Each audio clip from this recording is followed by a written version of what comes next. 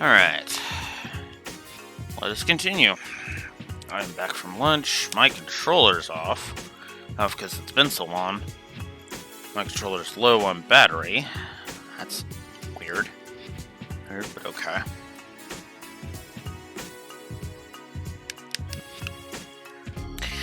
Alright.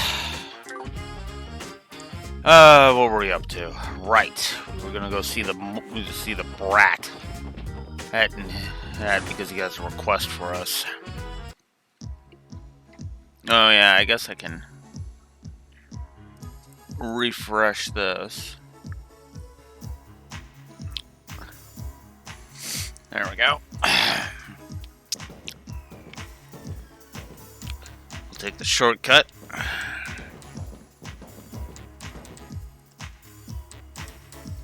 Alright, let's go see what this brat wants. Oh, nice of you to stop by. Cut to the chase, Yona. What is it you want? I assume you need help with something? Ah, well, you see, I just wanted a hand with a little bit of hacking. Goodbye. I love that that's Tio's immediate response. Just goodbye. Oh, I need some help with hacking. Tio turns around. Goodbye. Love that. You keep being awesome, Tio. Why are you just leaving? You didn't even hear me out. Isn't it obvious, Yona? Sheesh. This is all a big joke to you, kid? Asking the police to assist in a crime is a special kind of reckless. I told you guys before, hacking is not a crime yet. Kid, you're pulling a technicality here. Come on. I'm not trying to wage war against the IBC or something, I promise. I'm just trying to get the jump on my most fearsome rival. Fearsome rival? Explain. Oh, it looks like you took the bait. Come on, won't you at least hear me out?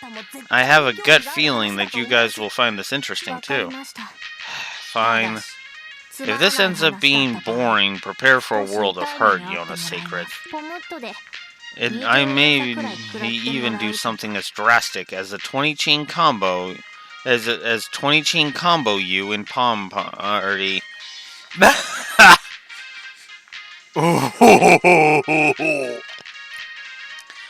Bold, old Tio, and yet I could believe you doing that. Please don't. I don't think even I'd ever be able to recover from the shame. Well then don't fucking waste our time. Kitty. Cute name, but is this hacker even real? Why would I lie about this? I first encountered her about half a year ago. I was busy hacking a few companies like usual, and then I realized that someone was tracing me. She caught me off guard, so I immediately cut off my infiltration route, covered my tracks, and managed to escape. After that, as if to taunt me, she sent me a little greeting on her online handle, Kitty. Ever since that fateful day, she's been screwing around with my business. Okay then. According to all the reports I've read, hackers are extremely rare. Is there really another hacker in Crossbell? Yeah, I'm positive. Even though it was some fluke at first. I thought it was some fluke at first. To think there was another hacker in the city who's on the same level as my genius. It pisses me off. Same level. From what I'm hearing, this kitty is far more skilled than you. Oh, come on. Excuse me. It is okay. It is okay, Yona. After all, your specialty has always been system languages, not hacking. You may have lost this fight, but perhaps you can still win the war. What the? I don't need you to make me feel better. The only thing that'll make me feel better now is revenge. Once I uncover her location, I'm gonna seize her access point. I want you to help me,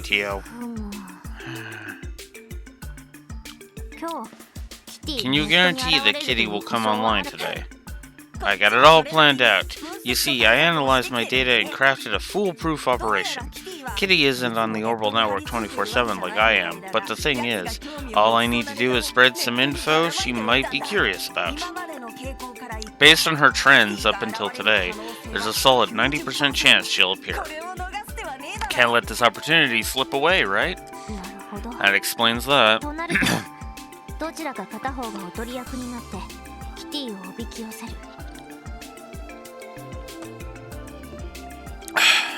If that is the case, God damn it, I hate that. I hate that feeling of having something in your throat right after you eat. It's fucking irritating.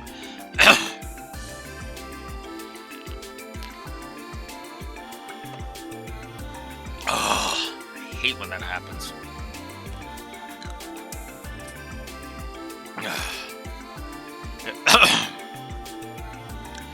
Come on! Oy. If that is the case, which one of us will serve as the decoy? Kitty has to be lured out of hiding somehow. While the decoy acts, the other will trace Kitty's infiltration route from a different terminal. If we repeat this process, we could possibly corner Kitty. Any complaints? None for me. If you and that Aeon system of yours work with me, Kitty is toast. I prepared for this in advance, and trust me, I have no intention of going easy on her. Considering it's 2-on-1, there's no way she'll be able to weasel out of this. Two problems still stand. Huh? First, I need access to a suitable terminal in order to provide backup.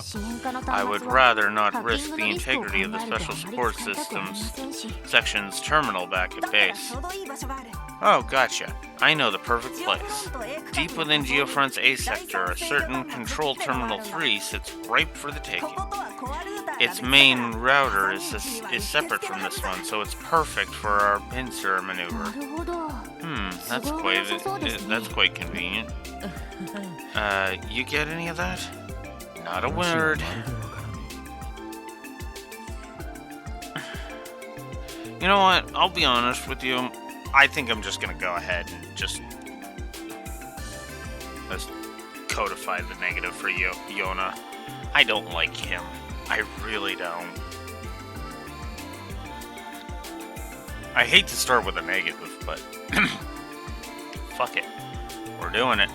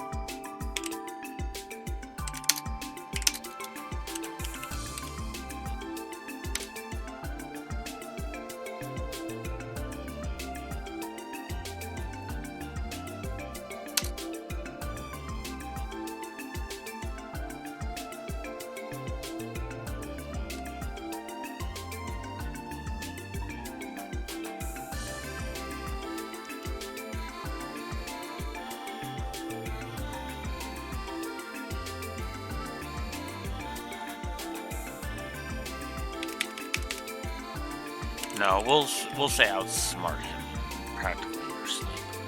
Because Palm Party wasn't exactly her hacking him. But she can outsmart this little fucking brat in her sleep. And it just pisses me off.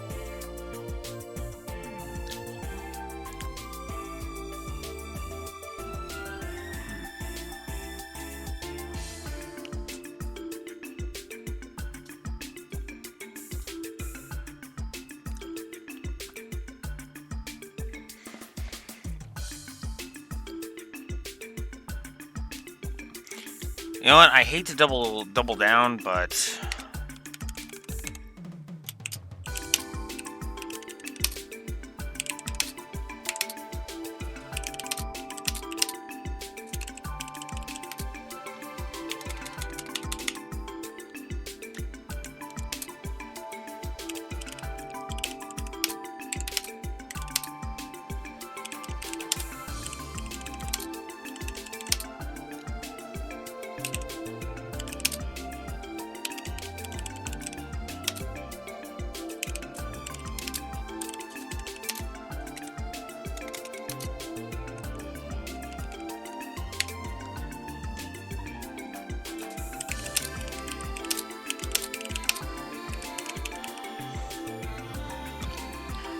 alright, so that's two negatives I've now codified. Which means we're at 10 codified negatives. I hate to do it, but I have to. Johan and the padding. Let me explain this. Because let's start with Yona. Yona is arrogant to the point of just it being obnoxious, and I really don't feel like the narrative has earned the idea that him being this arrogant makes any kind of fucking sense. It makes any kind of fucking sense at all. Then there's the padding. What the fuck is the point of this? Of us helping Yona out?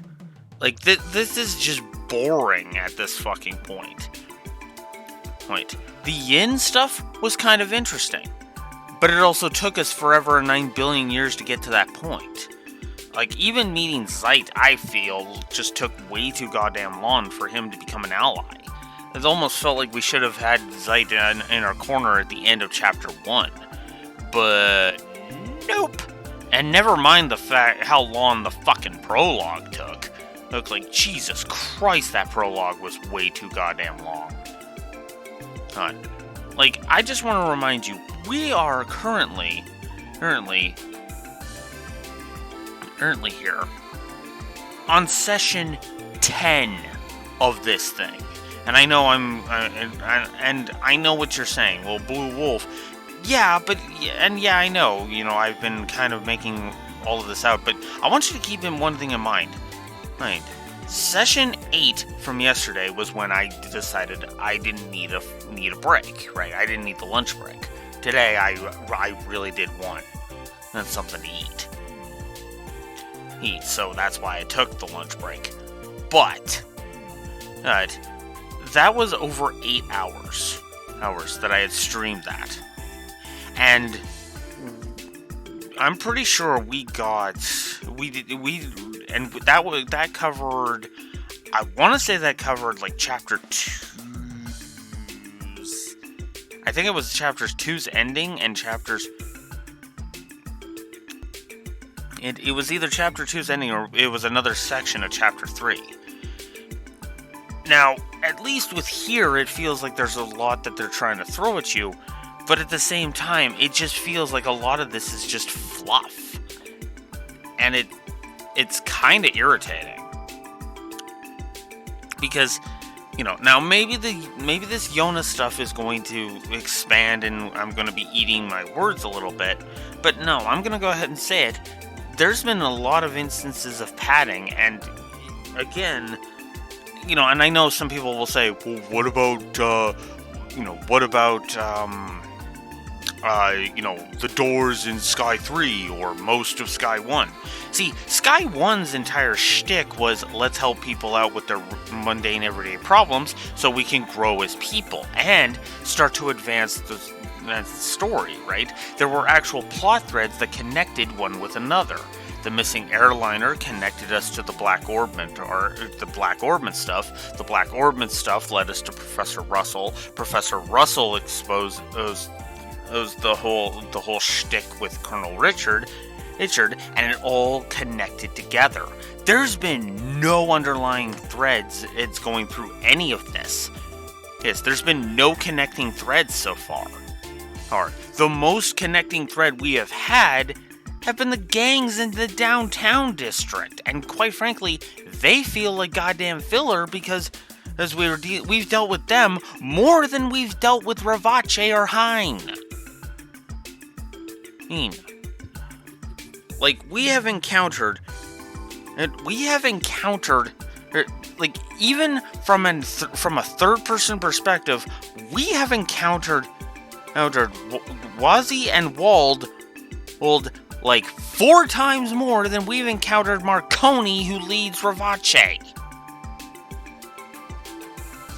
And the only reason that's true is because we've met Wald and Waze like 4 times each, and we've met Marconi once. And that wasn't even with the SSS meeting him. That was with the audience being introduced to him.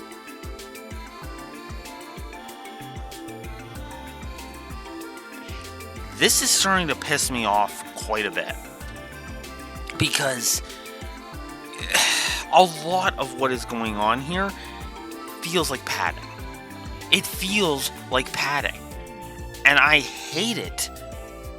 When any narrative bores me. And I'm sorry, but the narrative of Trails from Zero has been boring me. I have been bored to tears. Yes, I've laughed out loud. Yes. That whole foot race thing was a fucking awesome scene. And yes, the characters have been very engaging. But the main plot feels like there's nothing. It feels like there's no main plot here. And that's my problem. I feel like there's nothing for me to chew on. And you want to know what my last note that I wrote on my frickin' page was? Whoop. As I throw my pen by accident. The last note I have in my physical notebook for the Wolf's Den proper video is the McDowell Heart to Heart.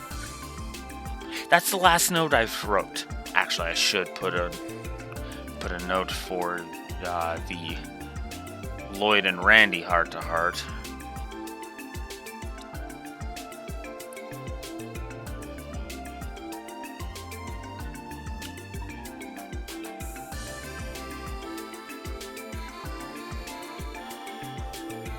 Because that was a good scene.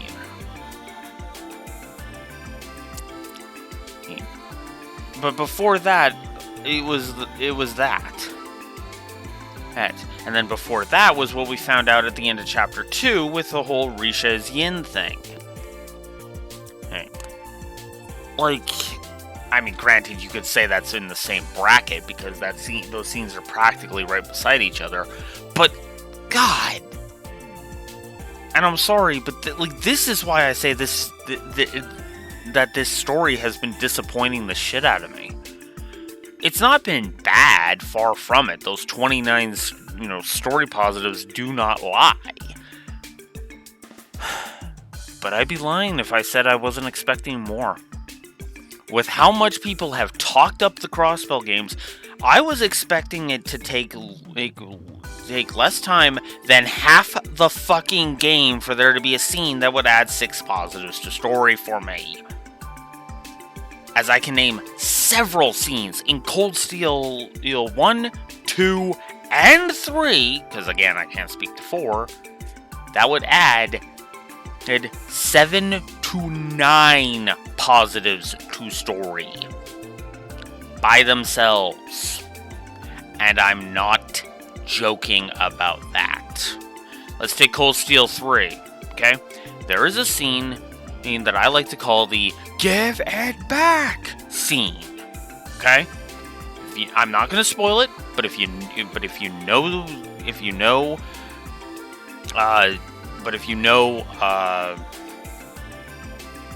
Cold Steel 3, you know the scene I'm talking about.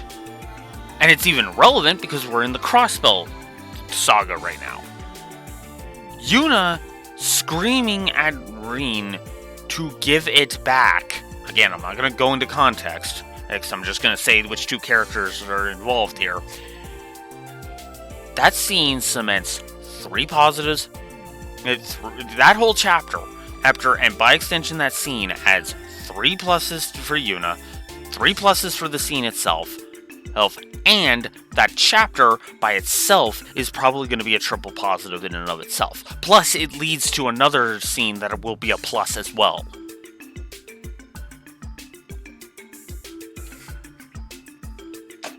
Like, seriously, when I can name a scene that will easily account for 10 goddamn positives, it's making this game feel like it's, especially with how talked up it is, these games have been, right? Now, in the interest of fairness, as my frames drop all over the goddamn place,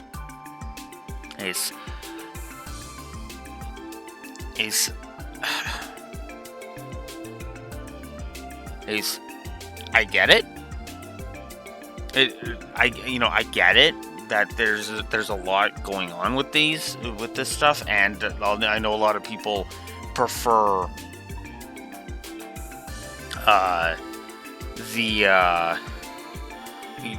Azure to this one, but it really does feel like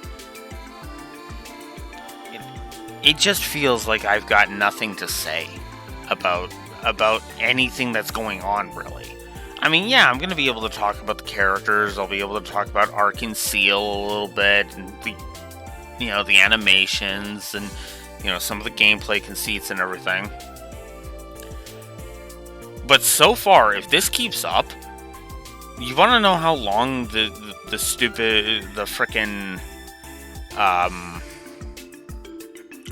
Wolsten proper video is going to be on this game at this rate? Half an hour. At best. And that's with how much of a rambling douchebag I can be. And you want to know what, like, 90% of that is going to be? What, like, 20 minutes of that is going to be? Me just talking about the concept of the bracers and the SSS, plus as the use of Estelle and Joshua in the story. And Kilika. Actually, that's something else I should bring up. I should make a note about Kilika. Like, again, if it goes for an hour, that's only going to be me mentioning the individual moments that I've enjoyed throughout the story. Like, I'm sorry, but this entire thing really needs to... This game really feels like it needs to fucking pick up the pace based on its storytelling. Because at this rate, this is probably going to be the weakest goddamn story in the entire Trail series. I want to remind you that it was like plus 63 to story overall for Sky 3. And that felt pretty goddamn weak too. Right? Sky 1, by contrast, was like plus 57 to story. So, and I can tell you right now, unless something really drastically changes, this game's story isn't going to even remotely pick up towards that. Now, to be fair, there was a large swath of positives that came in to the story in the latter half. But I just want to remind you, by the end of Session 5, Sky 3 was already at a net plus 30.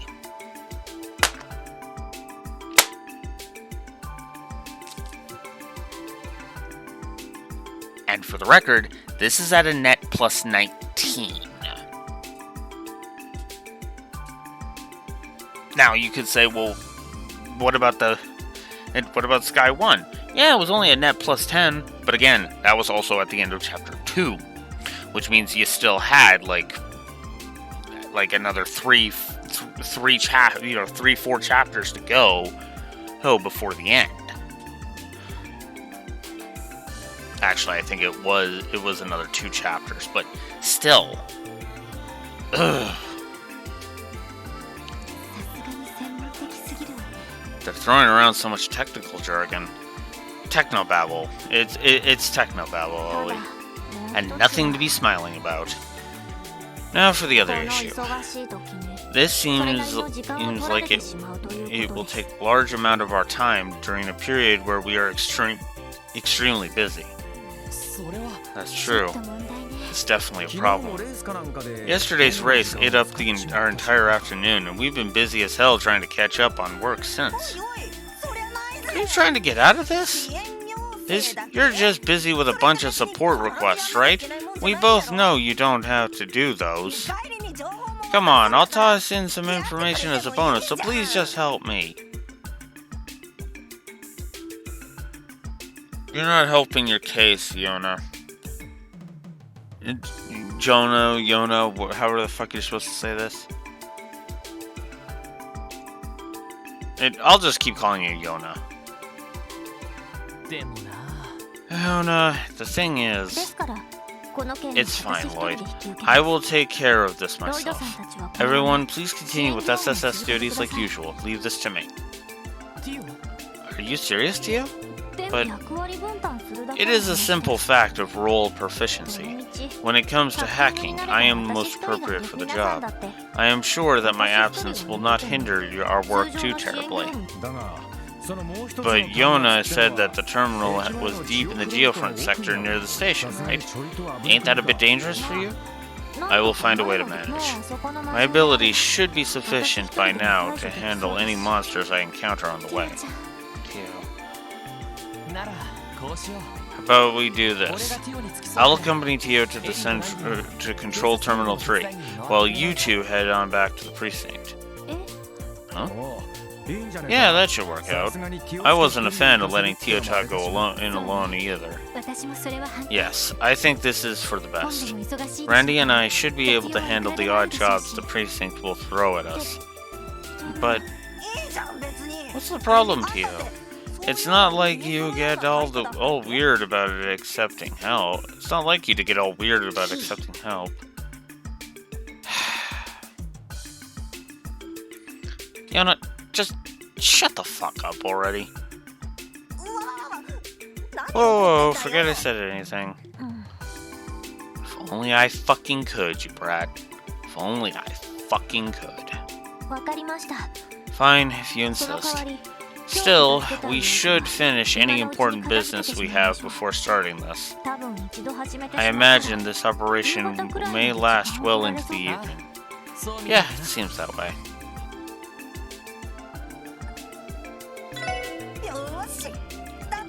Finally, let's get this briefing underway. Well then, Randy and I will head over to the police department. Lloyd, take care of Tio-ta, alright? Yeah, leave her to me. And you, Randy, try not to skip out on work and leave it all on Ellie. Come on! I would never do something like that, buddy. Don't worry, I'll keep an eye on him. Give it all you got, Tio. Of course, you too, Ellie.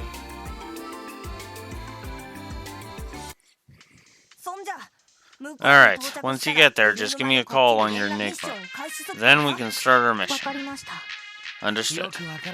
I can't really claim to understand anything that's going on with this, but just don't make a mess of things, okay, Yona?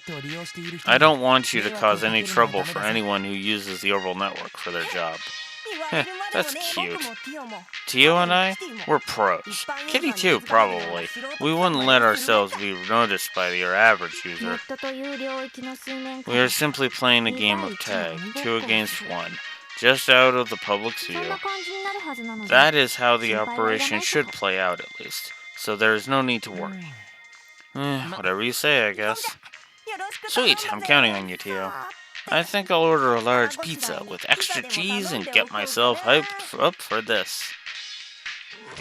Try a salad sometime. Yeah, all that grease cannot be good for you. Well, we'll head for the Geofront entrance in front of the station. You said the lower floors of the A sector are our goal, right? Yes, Control Terminal 3. I will explain how everything will go once we arrive. Roger, let's move out, Tio.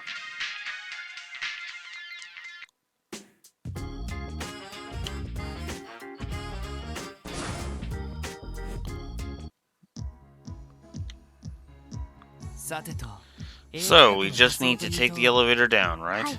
Correct. Do you recall coming across the inoperable elevator when we initially came down here? That is the one we need. Once I input the authentication code, we will be able to ride it to the area below. Understood. But Tio, how exactly did you get your hands on the Geofront authentication code? I stumbled across it by chance while using the IVC's main terminal to isolate Yona's location. It should be the right code. Are you sure this is okay? We didn't exactly get that through proper means. The Geofront is a cross-Bell City facility, so legally I do not see an issue. We are merely shortening the process, that is all. If you say so.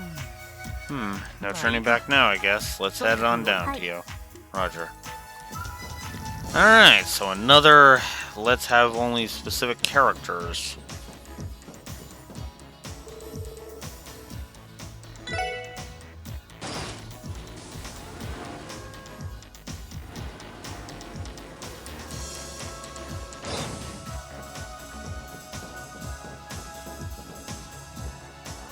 I guess I should check my walkthrough and make sure I'm on the right track here.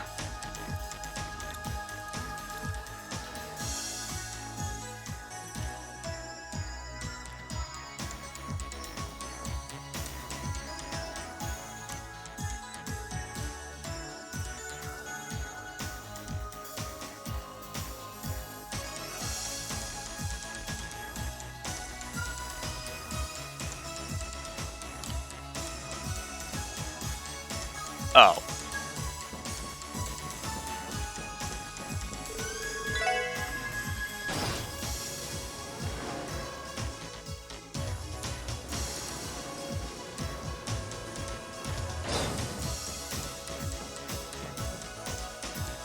I need to go to a different spot.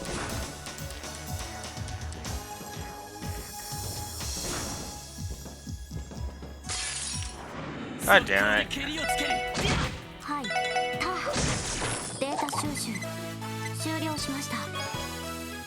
Warmer. Yeah, that's right. You run away from me, you bitch. I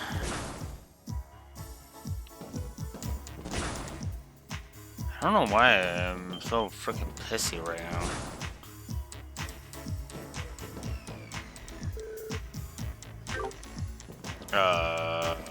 What?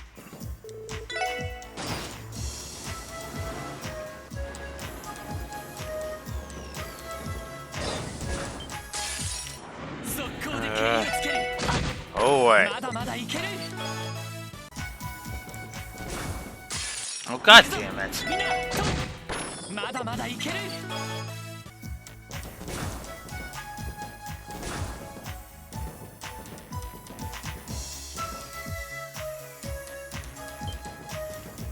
Yeah, you better get the hell out of my way.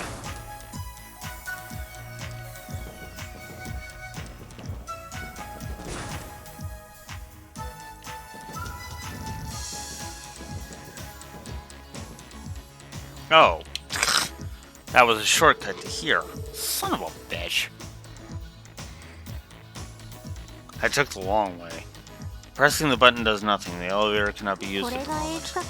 It should be the elevator that leads to A sector's lower section. I will enter the authentication code.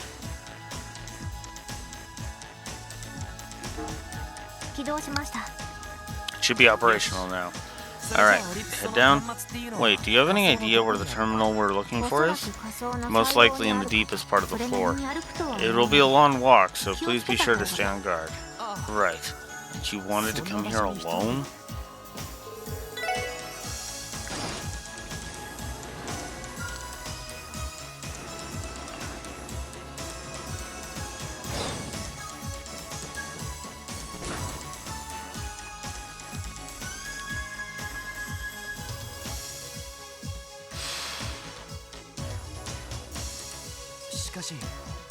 You know, compared to the upper levels, the lighting system here seems more dated. Are the lower levels older or something? Yes, the lower stratums were the first geofront sections to be built. The geofront as a whole is the product of an urban planning project that spans 20 years. Due to its construction undergoing some spontaneous changes, the entire structure became more complex than originally intended. In fact, Ellie told me stories about how the construction of the geofront was manipulated by all sorts of Diet members. That figures. Still, the sheer size of the place never fails to surprise me. Do you really think you would be okay coming down here alone, Tio? Well, no. My apologies. It's okay. Anyway, let's just be careful and not to get hurt down here.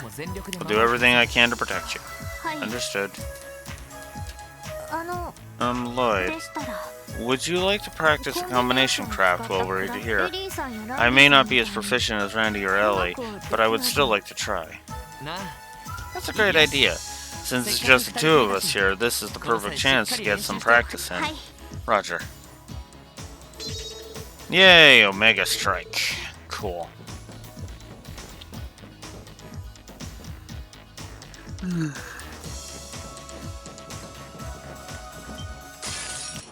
Crap.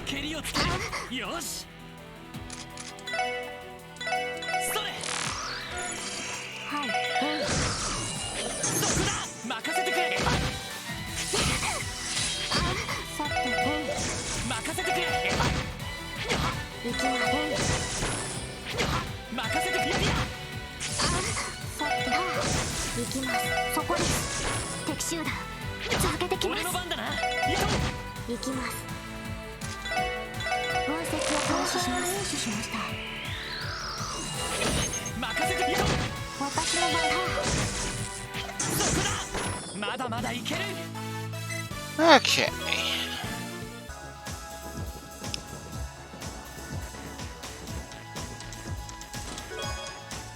Marble ring.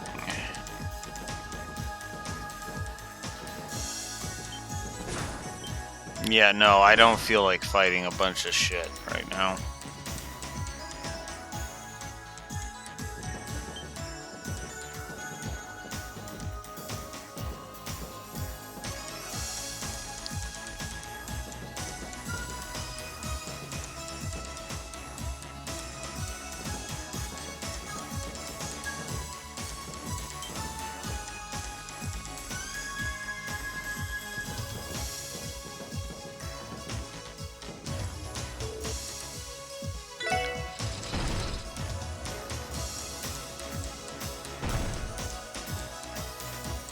Interesting.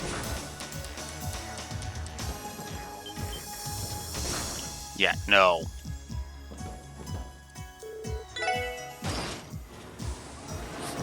Now we head further down.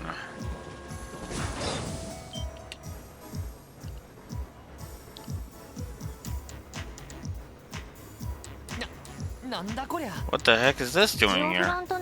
This is a giant fan. This giant fan is part of the geofront's ventilation system. Under normal circumstances, it should be inactive, but I think I have located the issue.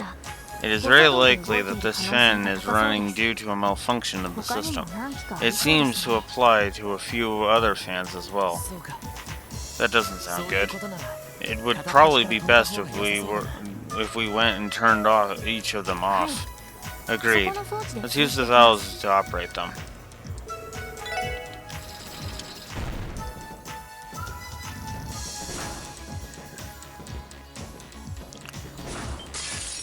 God damn it.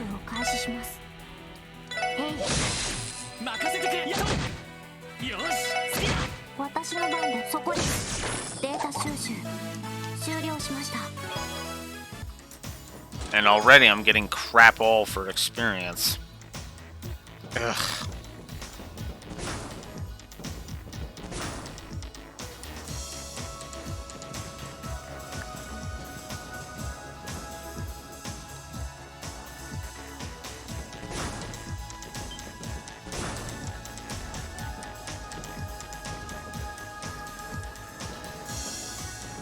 Oh.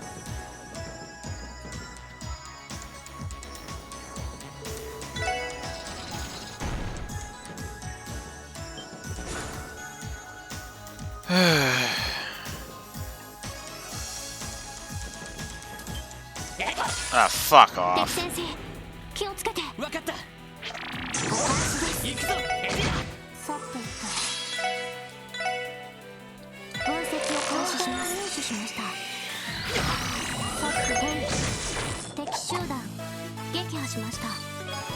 Ugh.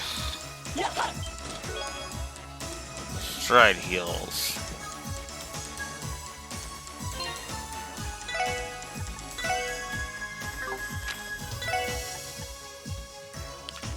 It would increase movement, but decrease everything else, so no.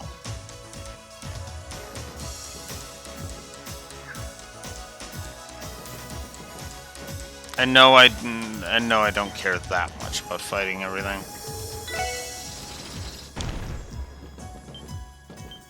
Oh, fuck off.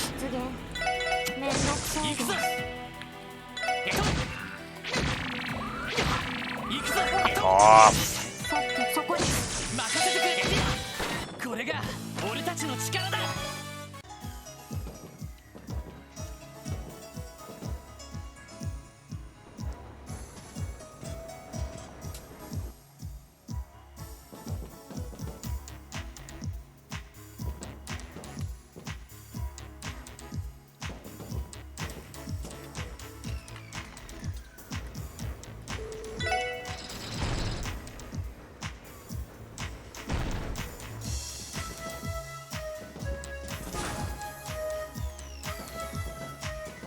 That's where I'm supposed to go. I don't think I want to go that way just yet. This is where I came from, right? Yes.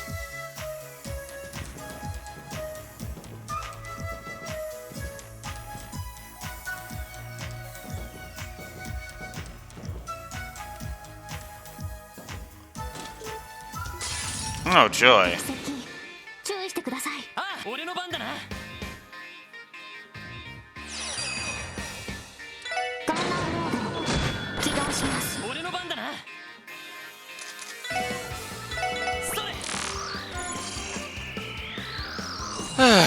Okay. Two of these bastards is much more manageable than one.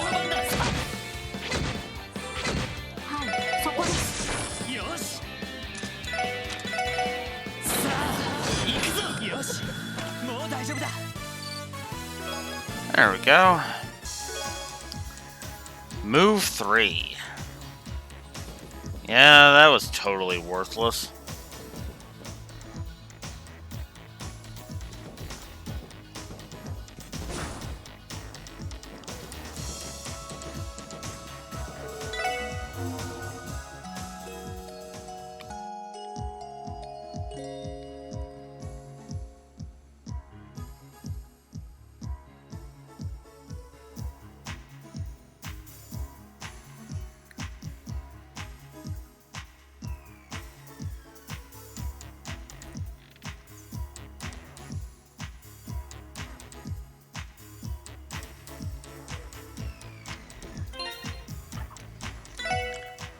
Well, let's get a safety save then, just in case.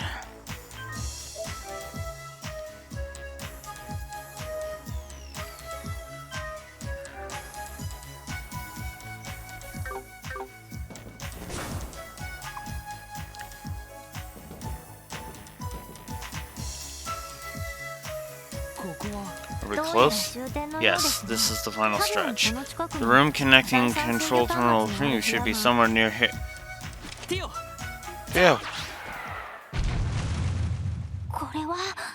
What is that? Damn it. Must be the leader of the monsters in this direction. Theo, are you good to go? Yes, I'm ready.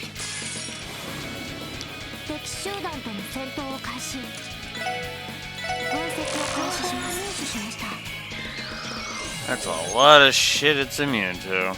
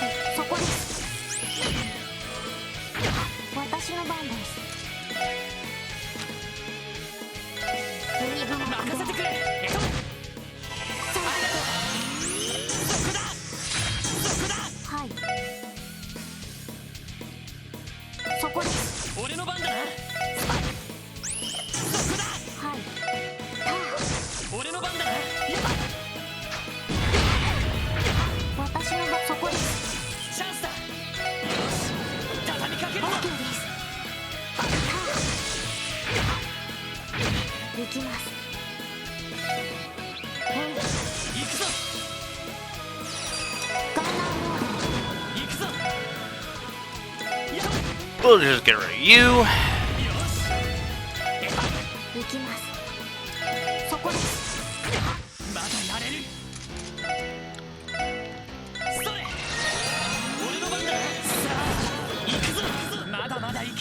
There.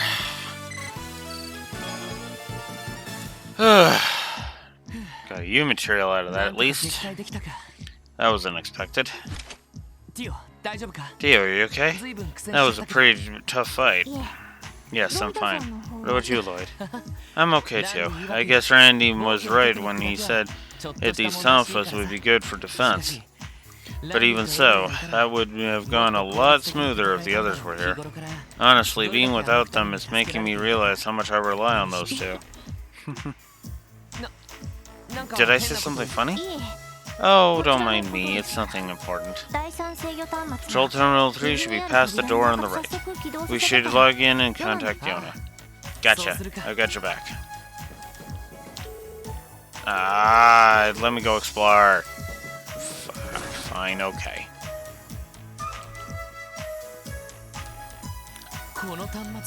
Is this it, Tio? Yes, this is Control Terminal 3. Our plan is to hack into the net with from 2 points, Control Terminal 8, which Yona has appropriated, and this terminal. I think I understand. And should I call Yona now? Yes, if you would. Since Ellie and Randy may try to contact us, call Yona on my Enigma instead. Will do.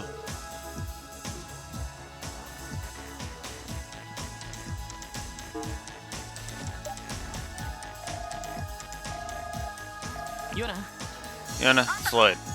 Oh, you're already there? Yeah, Tio's booting up the terminal now. Good, good. I got mine set up too. Do me a favor and turn the Enigma speaker mode on, okay? Speaker mode? What's that? On the back of the Enigma, there's a little red switch. Flip it. It will allow other people to be able to hear the caller's voice. Did you hear? Hey, can you hear me? Oh, huh, that's useful. It uses quite a bit of EP, so I don't recommend using it unless necessary. Yona, everything is green on my end. How about you? Almost there. I've been moving the decoy around as much as humanly possible. I'll let you know if Kitty shows up, so keep your fingers on the keyboard. Affirmative. We'll stand by until you give the signal. Cool. Don't let me down, Tio.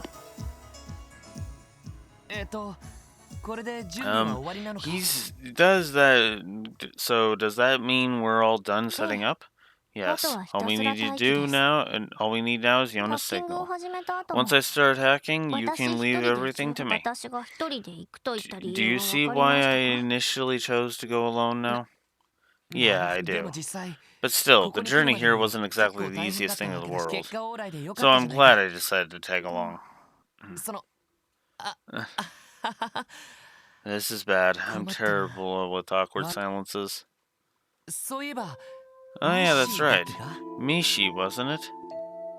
Hey, you know that character you like so much? You've even got a keychain of him on your Enigma. Yes, I suppose I could say I like Mishi.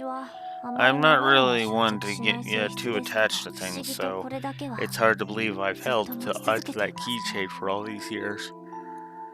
Excuse me. God damn it. God damn it. Why do I young at scenes like this, but not at crap like Yona? Years? So you didn't buy it when you came to Crossbell? I assumed you did, since he's practically Crossbell's mascot. No, this was a gift. From Guy, 5 years ago. What? Yeah, that's my reaction. What? Guy Bannings. He was your brother, right? Yeah, he was, but wait a second. Tio, you knew my brother? Yes. I had no idea. Why didn't you tell me sooner? You're from Lamont State, right? How could you know Guy?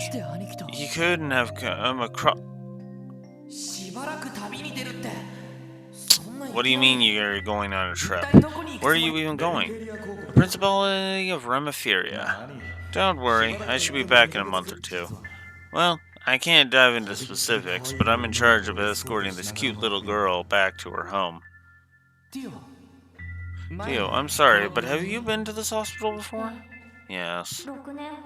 It was about 6 years ago. I did not intend to keep it a secret from all of you. I apologize. No way. That was you? Yes. I was only 9 years old at the time. Guy was the one who escorted me back to my house in Remiferia. Remiferia? That's where you're from, not Lamont? That is correct. To be honest, though, it does not especially feel like home to me. By now, I have all but abandoned it. Tio. What about your parents? I believe they are fine, but I cannot say for sure. Ever since I left 3 years ago, I have received a few letters from them. At age 5, I went missing for a period of time. Guy was the one who rescued me. After that, I was hospitalized at St. Ursula for over half a year. Once I finally recovered, Guy insisted on escorting me to my home. I had no idea. But if you were escorted back home, why did you leave again? Lloyd, you know I'm a bit different from regular people, right? Tio, don't say that. It's the truth. You know it is.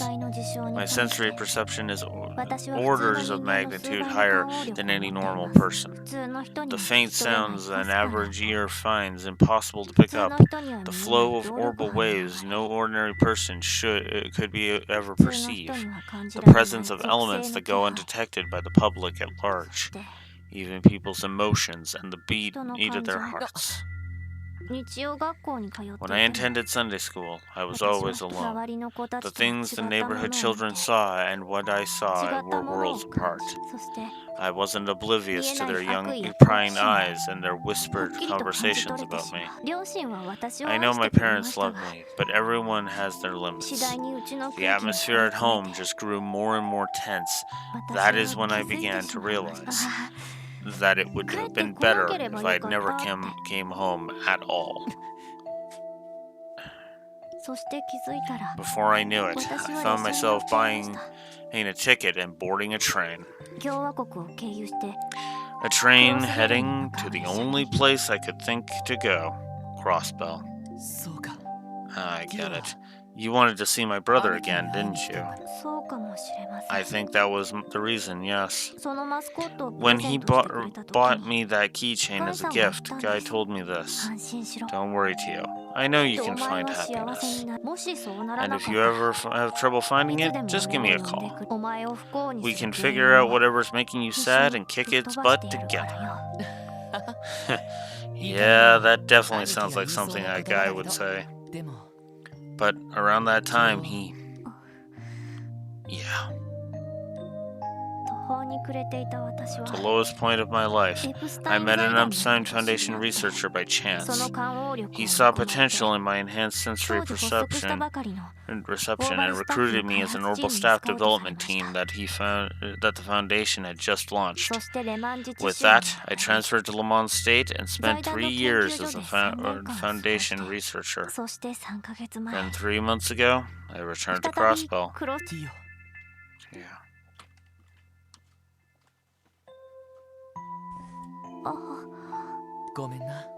I'm so sorry. It's not fair that my dummy of a brother left us like he did. Not honoring his promise to a girl? That's not like him at all. Wait. That must be Yona. The kitten has been spotted. I repeat, the kitten has been spotted. Just now, I noticed her nibbling on the bait I threw out. I'm about to corner her, so give me all the sports you can muster. Understood. Understood. I'm guessing. Guess I'm just along for the ride. Tio, don't push yourself too much, all right? Roger. No need to worry.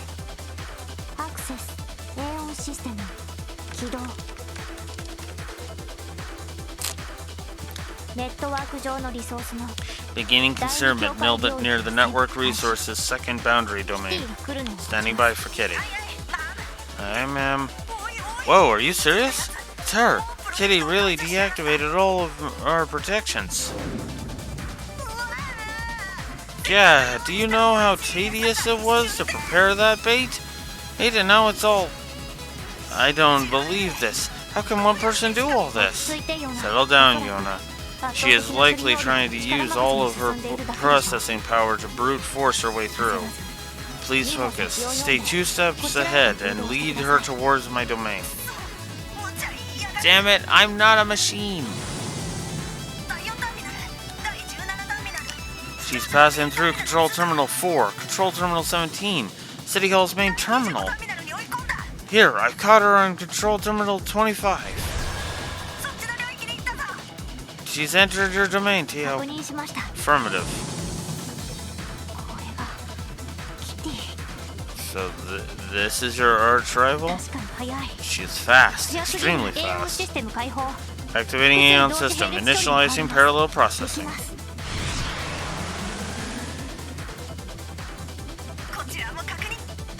Confirming case presence. Whoa, look at these data streams.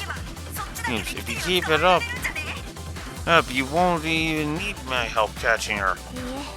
I disagree. Unlike you and Kitty, I am not a true hacker.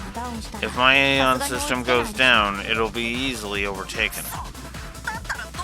Damn it, then what do we do? In preparation for that, raise your processing output to max and block Kitty's exit. I am predicting that Kitty will try to shift over into your domain again. Choose your timing carefully because you will have approximately 0.1 second window to catch her. Oh, you gotta be kidding me! Screw it! I'm Yona freaking Sacred. Get ready. Aeon system. Limit break.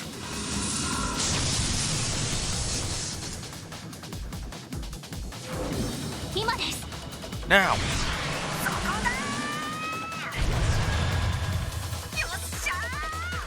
Alright, I begged myself a kitty. One? Yes, it looks that way. Ah. Tio, are you okay? I will be in a minute. Increasing the Aeon system's processing power that much, the world is spinning around me. Didn't I tell you not to push yourself? What? Hey, Tio. That promise my brother made to you, I'll keep it for him.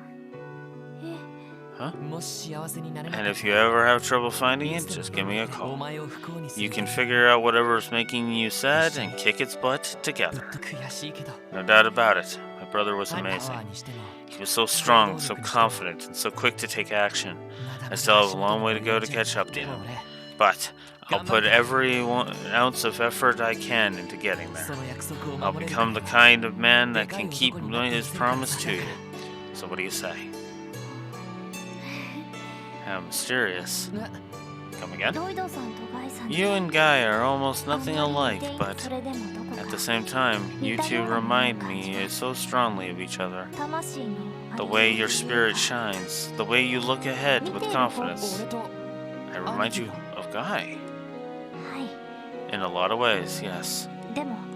But of course, you are your own person. You are who you are, Lloyd. You can't ever become Guy, nor should you try to. I would think you would know that better than anyone. Yeah. That aside, if you're going to make me a promise, though, I would like you to promise me something else. What do you mean? You don't need to make it right here and now. I do not simply want you to take over Guy's promise. I want you to make one all your own. Whatever you come up with will be perfect, I'm sure. Tio. And in case you have forgotten, I'm not a child. So I don't want to be someone who is simply protected all the time. After all, I'm a member of the SSS too, aren't I? You're right. You're exactly right.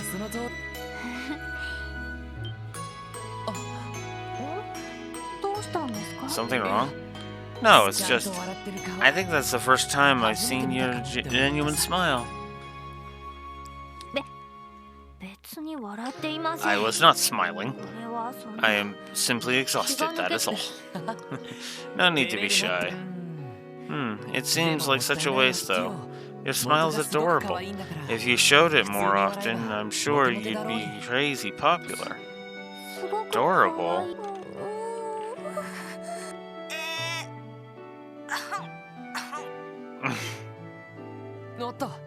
Oh. Yona? How long have you been listening? I think that's the first time I've seen your genuine smile. Somewhere around there. Can't say I was expecting your cheesy line like that today. What's more, you actually got flustered over it. What's with that? Spew any more nonsense and I will destroy you with a 40-chain combo and Palm Party. That's not even possible!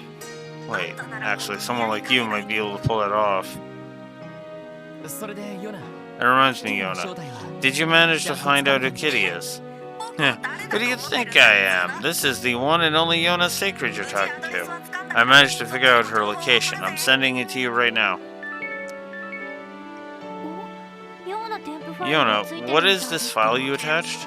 An attachment? What the hell are you... The log shouldn't contain anything like that.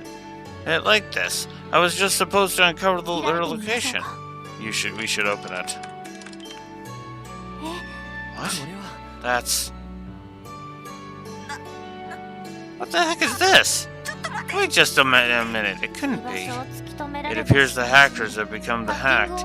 This must be their way of getting revenge for us discovering her location.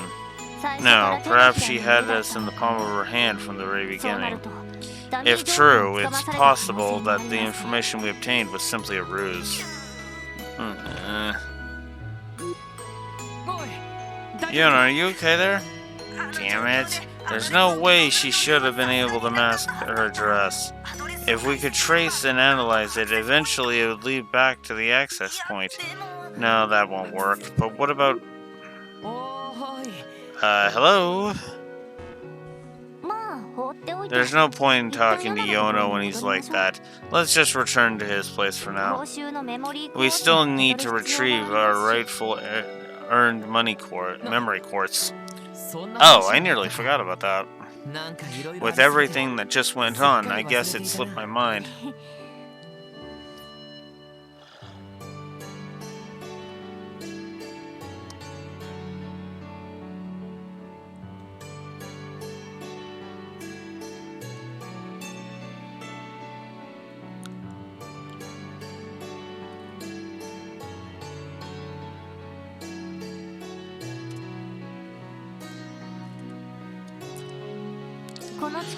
That should be an emergency elevator near the exit. We'll take that and head back. Yeah, sounds good.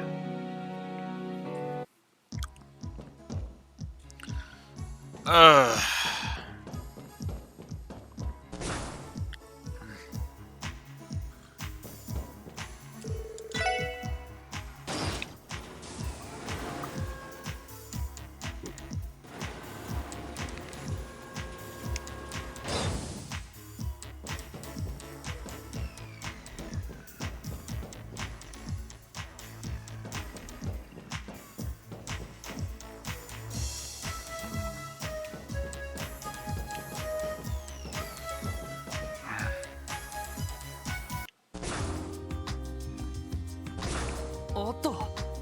Wow, the sun's already setting?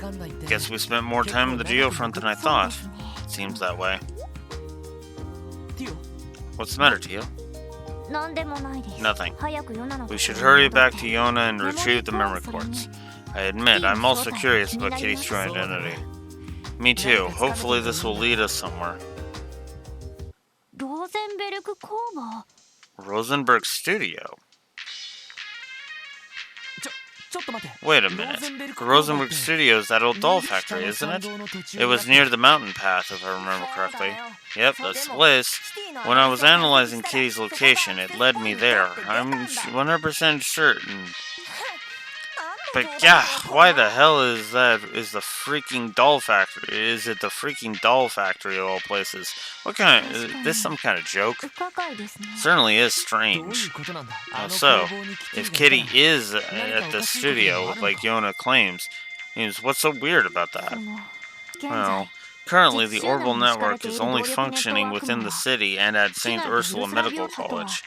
The resort on the other side of the lake, Michelum, is also part of the testing. Oh.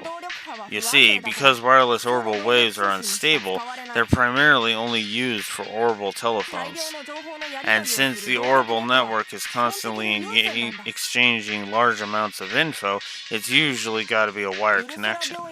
A giant orbital cable runs along the bottom of the lake, connecting St. Ursula and Michelum. But no way would anyone run a connection all the way to some doll factory in the middle of the mountains. Damn it! What kind of a sick prank is this? Can't be, can it? Though the mystery still remains, we succeeded in our objective. I believe you mentioned a reward. Yeah. None of this would have been possible without your help. So this is the info you said we would be interested in. That's right, it contains info on most of Urache's relationships. I even threw in some info on a couple of other related topics for safe measure. Happy now? Wow, I'll say. This information is indeed of interest to us. Just so you know, there's nothing super classified or anything there. It's all stuff that anyone could find out if they dug hard enough. Your bosses at the CPD, for example, they've been sitting on all of this for like ever. I'm sure it'll be useful nonetheless, thanks. Since we didn't have access to all this, we were at a bit of a disadvantage. That's so. Glad I could help then. Pete, that was too much for one day.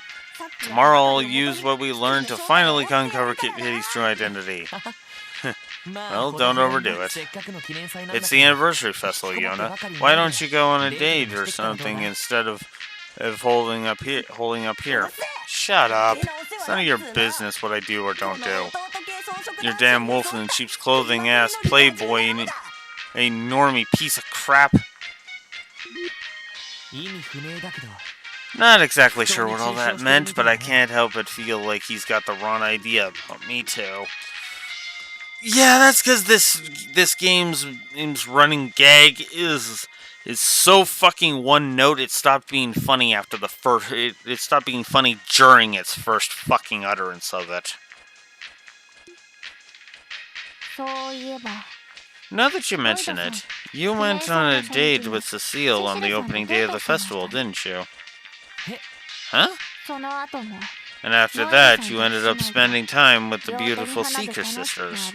Experience really does trump everything in the end. Tio, what are you trying to say? Nothing in particular.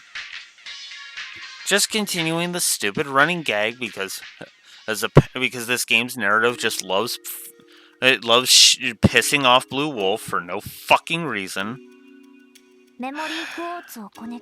Connecting to the memory quartz. With this, we can access the entire database's contents.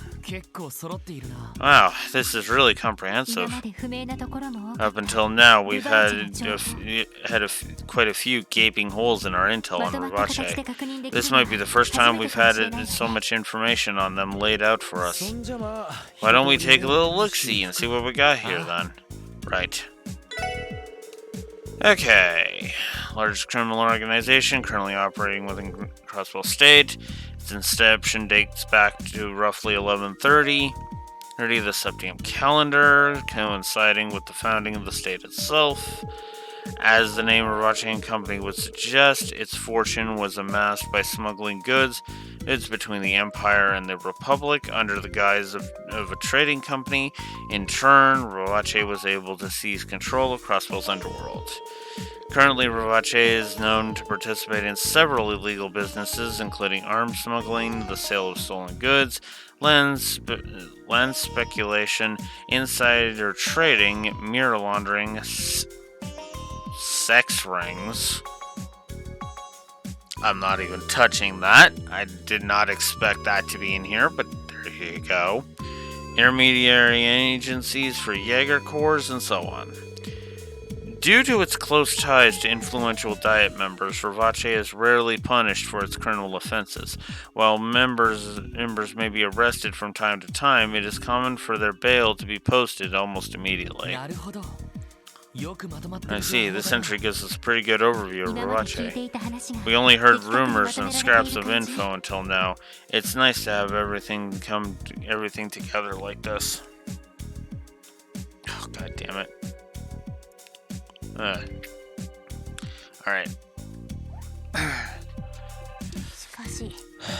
Seeing all this, it's evident that what a formidable organization they truly are. For real. These guys are making a killing, and they're with these steady ops of theirs. Okay, I'm gonna AFK briefly. I will be right back.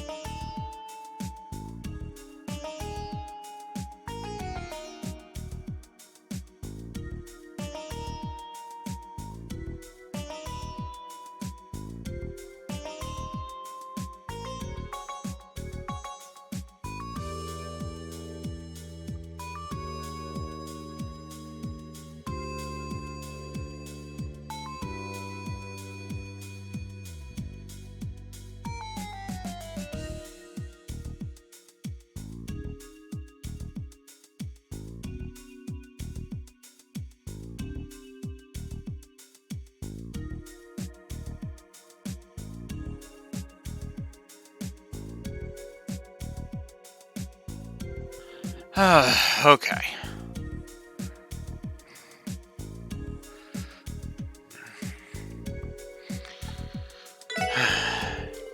Ravache's main forces total about 300 members, including low-level workers both inside and outside the state.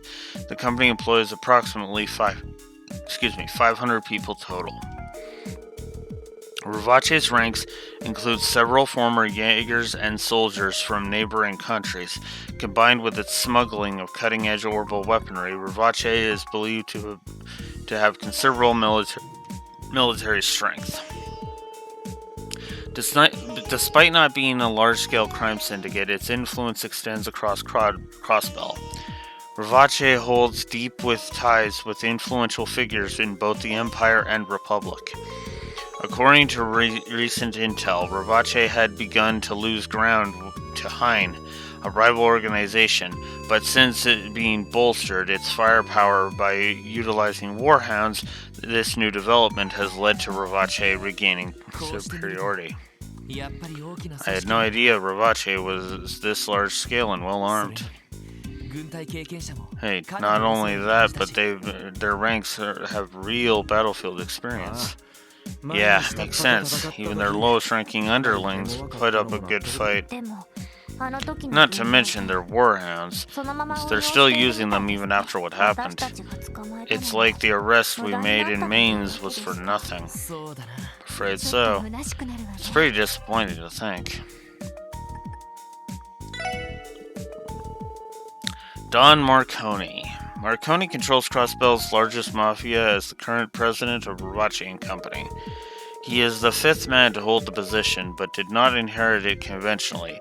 8 years ago, Marconi gained control by overthrowing the fourth Don in an act of deceit and betrayal. Perhaps due to his Erebonian heritage, Marconi prioritizes the relationships with the members of the Diet's Imperial faction. His ties with Speaker Hartman, in particular, are well documented. On the other hand, he also made inroads with the Republic faction. Undoubtedly, Marconi seeks to leverage both factions in order to take advantage of Crossbell's unique circumstances. Furthermore, he seems to fashion himself after Erebonian royalty. His personal tastes include lavish garments and ostentatious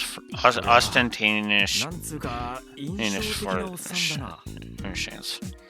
Damn, look at this arrogant old fart. He may look like a jolly old man, but his actions paint him as anything but. It appears Marconi is much more cunning than an individual than we were led to believe.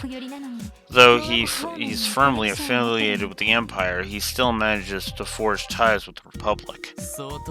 No question, this guy's trouble.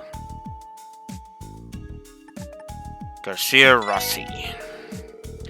Garcia Rossi's official position at Ravache & Company is General Manager of Sales.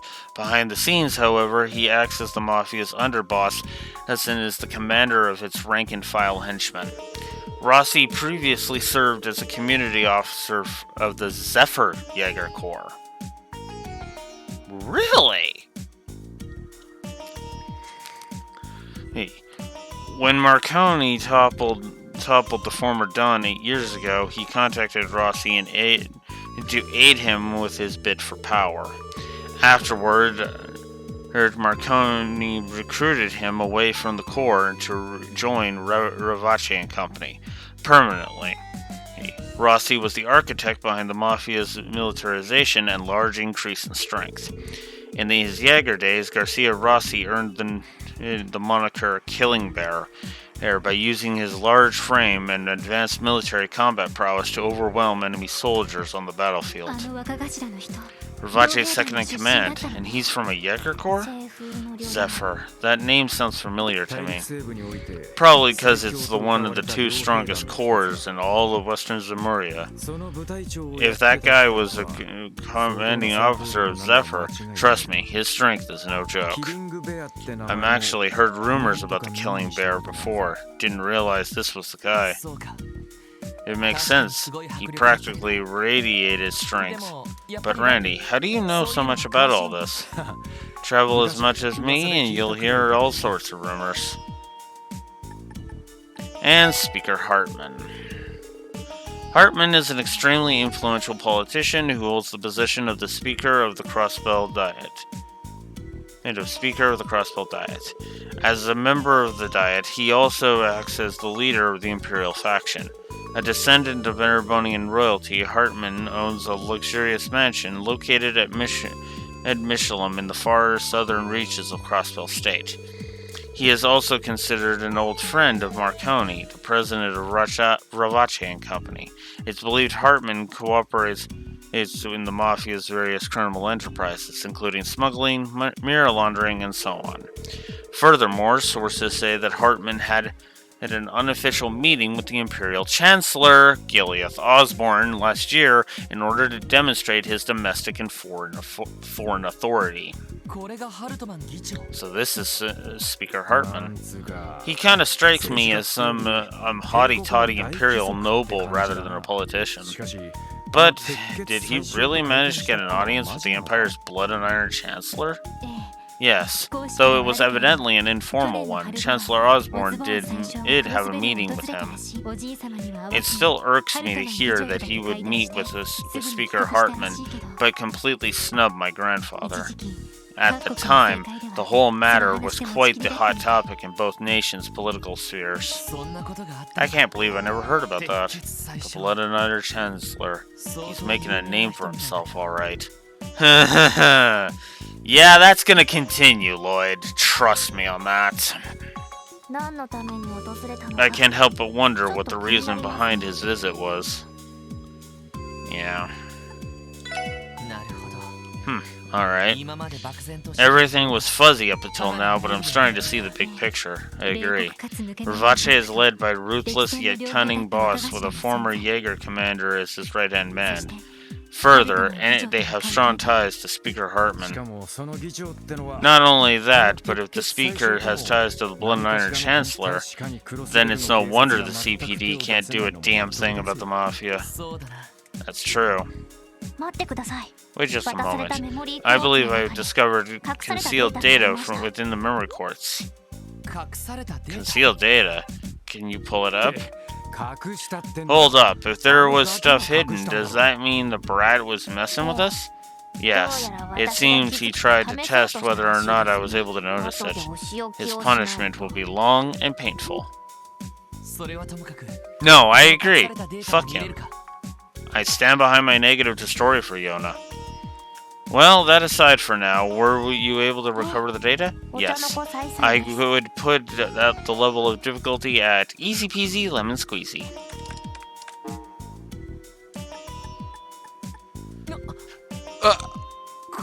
Is that the Schwarze auction?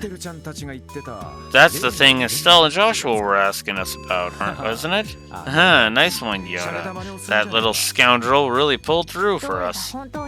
This seems to confirm that it is in fact a real event, and further, that it is connected in some way to Ravache. Yeah, I had a feeling it was more than just a rumor. Alright, should we take a look? The Schwarze auction is an annual event staged by Ravache on the final day of the anniversary festival. It is held in the form of a private, largely secret party hosted at Speaker Hartman's mansion in Michelum. Most items up for bid are first-class works of art, such as paintings and jewelry acquired through theft, bribery, tax evasion, and illegal back channels. Additionally, invites are not limited to just Crossbellians. Nobles and affluent people from across the continent are extended invitations, making the auction function as an off-the-record gathering of Zemuria's high society. The Schwarze auction is a major source of income for Ravache. It also provides Speaker Hartman with the ideal place to network with influential figures. Security is solely handled by Ravache's forces as well. Entry is prohibited unless a guest possesses a black invitation card engraved with a golden rose. Is this real? Unbelievable. To think that something this massive has been happening every single year. But isn't this strange? Despite being a secret, this information describes it as a large-scale social event. Well, I'm sure the police and mass media are well aware, but are forced to keep their lips sealed about it. Otherwise, there's no way that people wouldn't know about such a huge event. Exactly. Chief. Good evening, sir. Color me surprised. Didn't expect you guys to get this far on your own. This ain't the place to talk, though. Come on, I'll give you guys a full rundown in my office. So you admit that all the information in those files is accurate? Yeah, unfortunately so. Beats me who did all this research, but they got quite a goldmine of stuff. But all the CPD's top brass know about this, right? Yeah, though I wouldn't say it's everyone. Anyone that's an inspector rank or higher for sure, the entire 1st Division too. Hell, even Arios and the Bracer Guild have probably known all about it for a while now. That means this is another barrier standing in our way. An extraordinarily huge one. You know I don't intend to restrict what you guys can do, but I wouldn't recommend poking your noses any further into the Schwarze auction. Stuff like this is well beyond your pay grade, kids. But Chief! Now, Chief, let's not mince words here. You're not saying this is beyond us. You're just trying to tell us the CBD itself has its hands tied, aren't you? Yeah, that is exactly what he's saying. Considering all the influential figures invited, and the fact that the Speaker Hartman is the host of the entire gathering, the auction is practically untouchable. If the citizenry is not in danger, the Bracer Guild cannot act either. So it seems there is nothing anyone can do. But we can't just... Calm down. You aren't the only frustrated person here, trust me. Think about the 1st Division, grinding their teeth every year, powerless to do anything. If this event ever gave them even the slightest chance, they'd be charging in to take it down before even the guild could respond. But despite being shady as all hell, it appears to be just another glamorous party. Damn. Basically, if you tried to crack down on the Schwarze auction and screwed up, the SSS would be finished. That's why, for your own good, I can't let you chase after this. Anyway, that's the gist of it.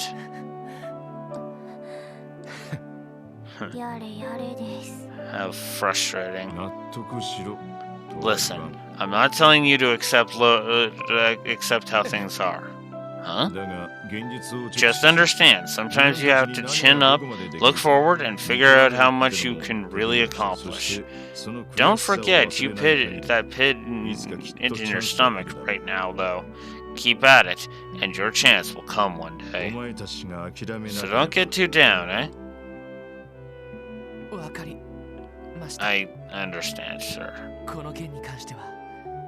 From now on, we'll stop looking into the auction.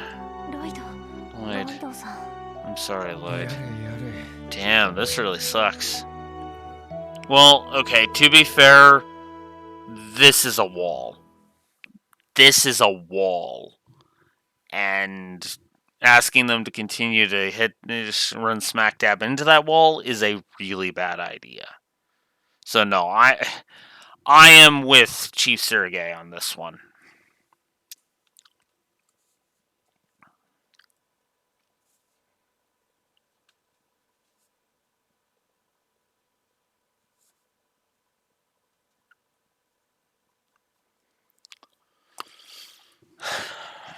I'm actually with him on this one, unfortunately.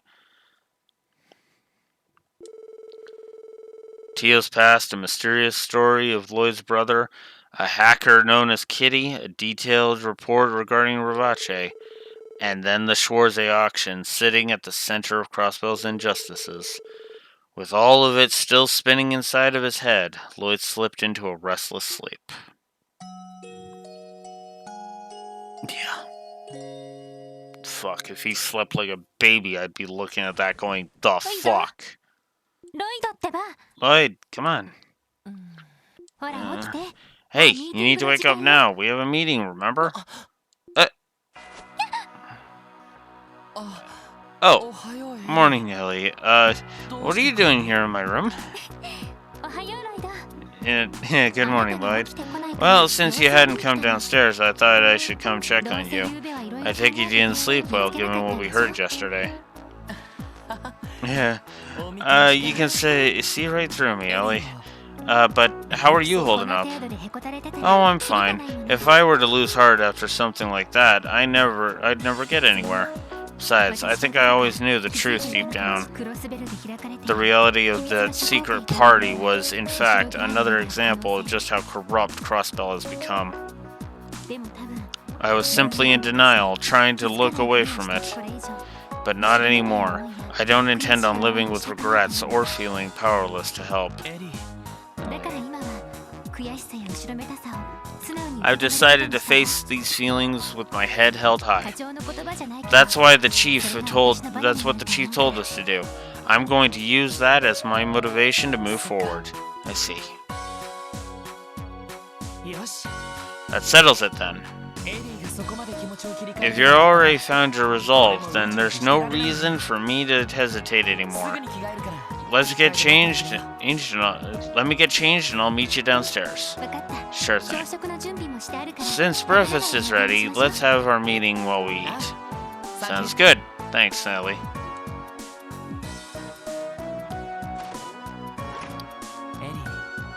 Ellie's come a long way since last month. She's not carrying the same doubts as she used to. I better keep it up so I don't fall behind. So, it's already the 4th day of the anniversary festival. We're going to have our work cut out for us.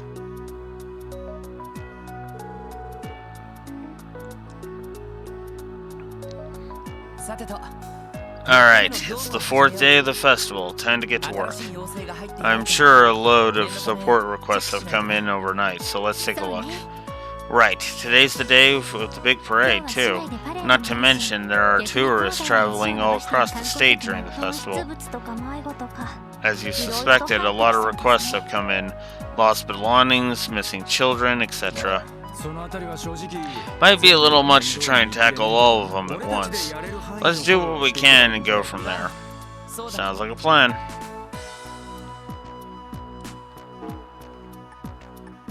Well, let's start with a report. What? Okay, nothing. Okay, so we got missing tourists.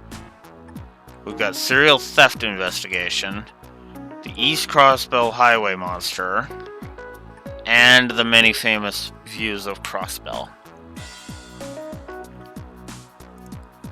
When is that stupid thing supposed to open up?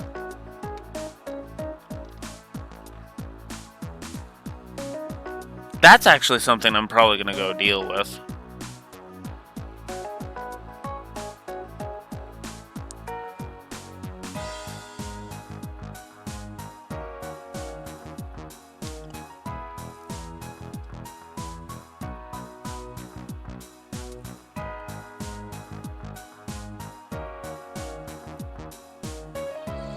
Okay, so the missing tourist is the one that actually lets me do the view is a Crossbell. So I need to do the extermination and all that. Okay.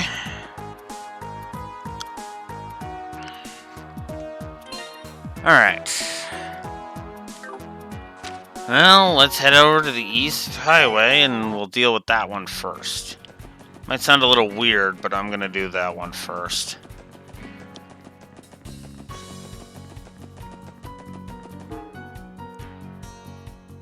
Eh? How did I miss that one?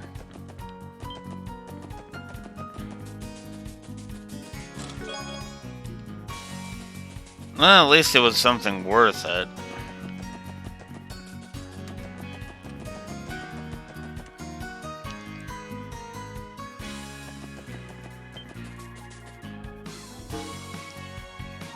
There it is.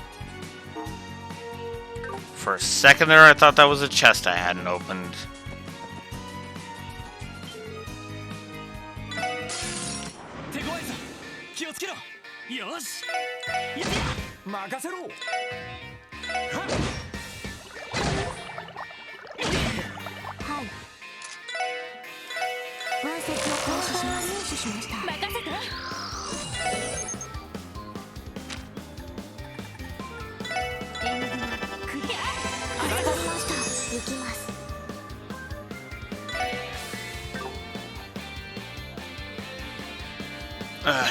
An email. Oh, pfft. Not an email I need to worry about.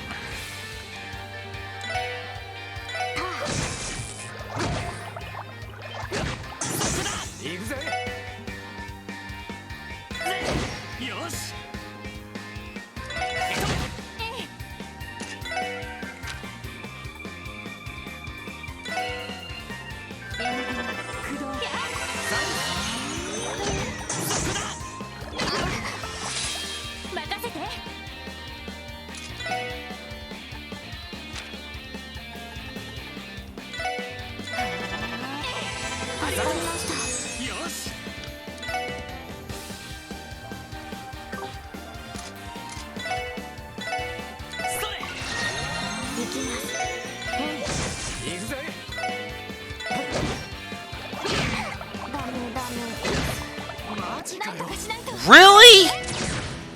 Ugh. That was bullshit. Well, this is another fight that's getting a negative. Like, this is garbage. Look at this fucking cheap bullshit. So what the hell are these called? Bubbly scissors. Well, guess what's getting another gameplay negative? Guess what's getting a gameplay negative?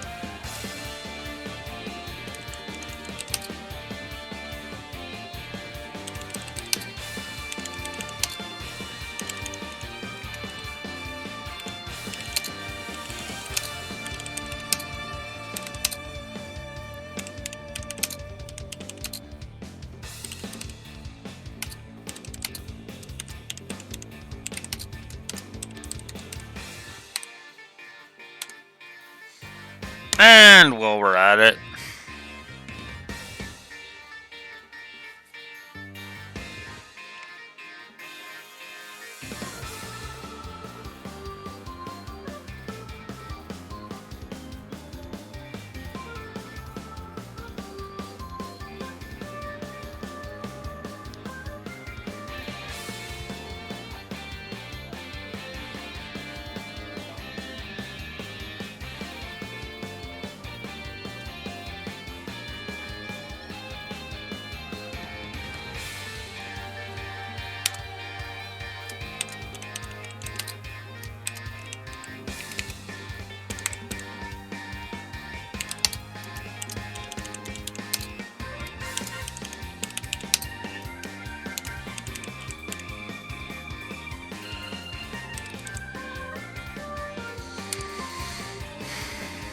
So we're adding 2 more negatives.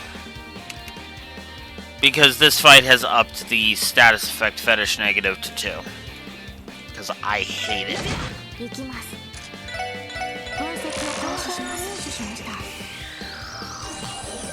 Seriously, fuck this fight.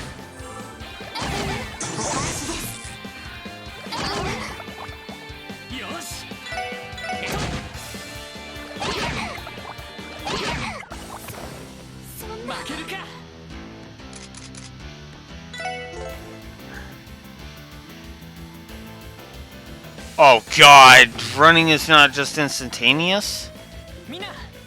Alright, let's get away. Well, that means I gotta try and frickin'...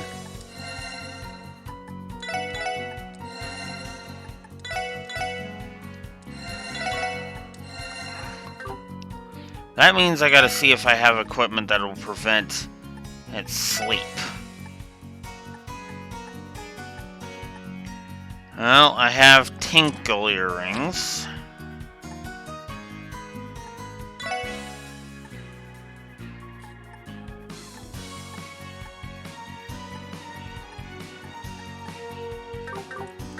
Alright. Back to the city we go.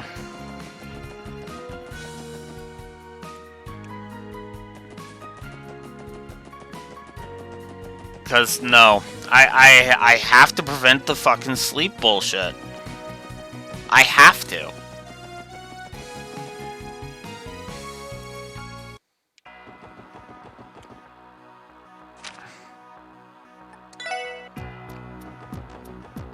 I hate this.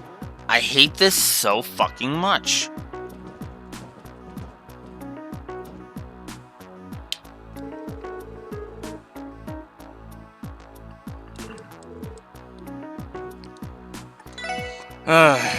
Tell me you have tinkle earrings. You do.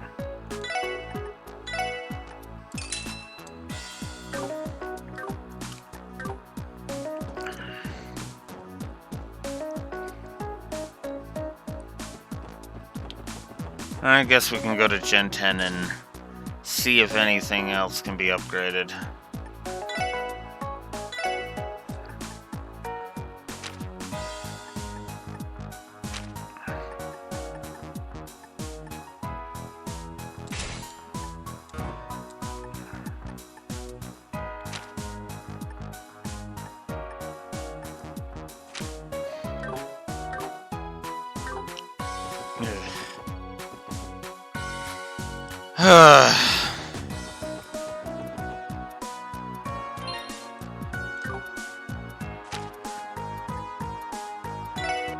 Alright. Well, now that I've gotten that...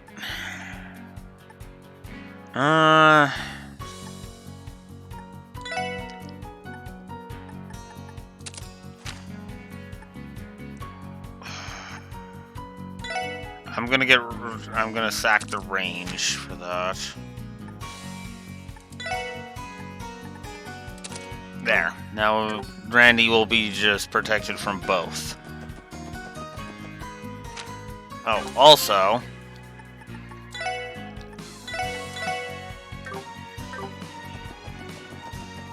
That's better.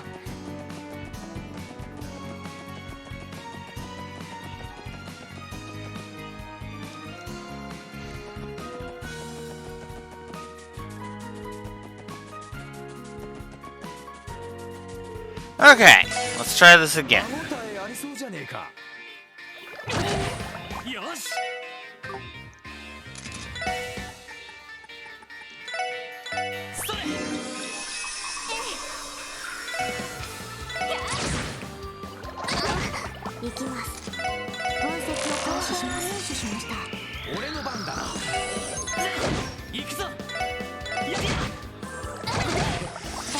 Of course!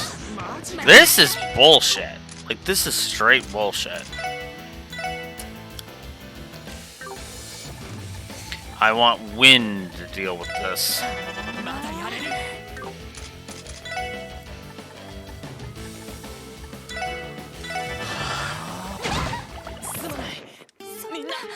Fuck! Look at this garbage!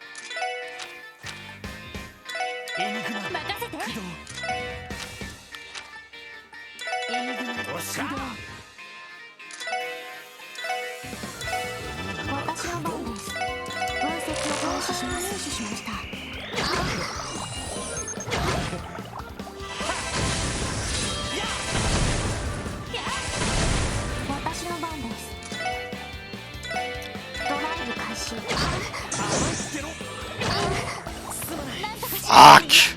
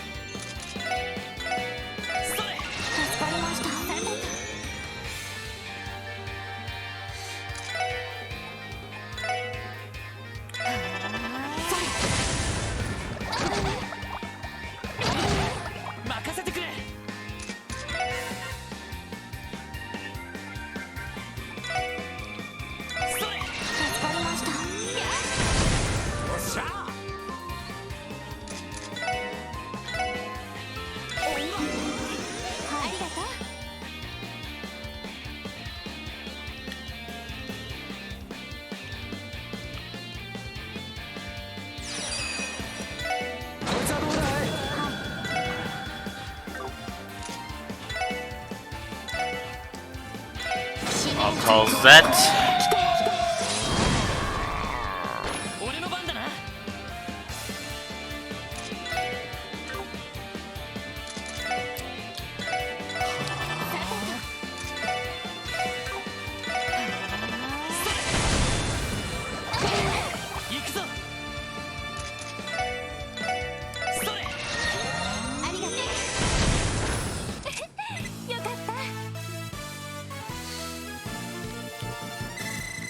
God, I fucking hate that fight. Just straight up, I hate that fight. Ugh.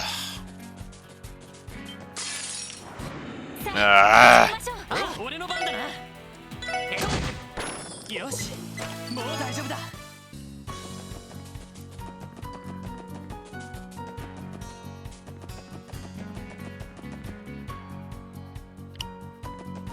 Ugh.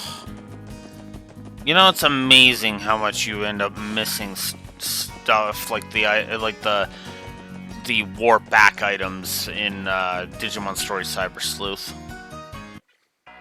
Cause holy shit! Oh yeah, give me a sec.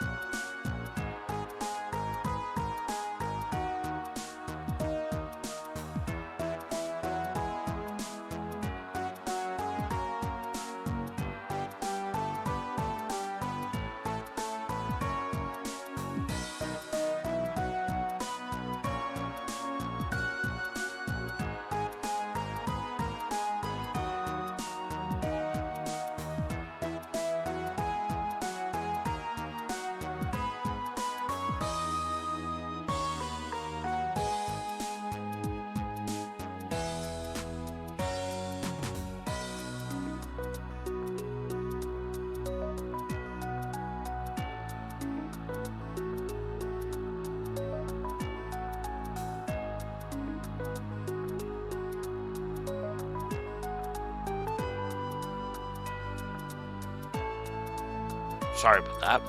Got called for supper.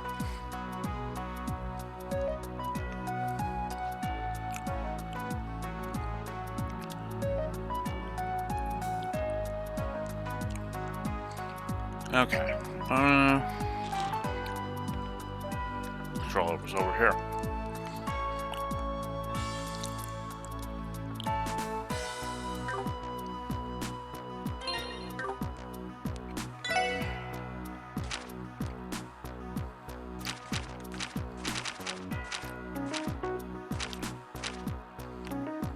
Serial theft investigation.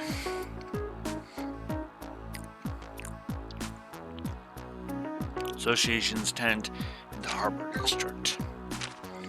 Okay. There it is.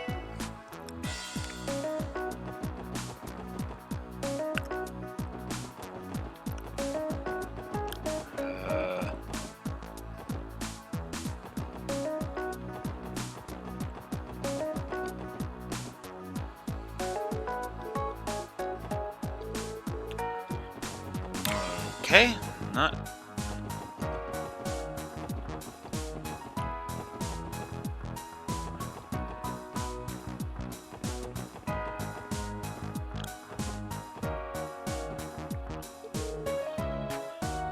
Look who it is, you mutts. It's on the job right now?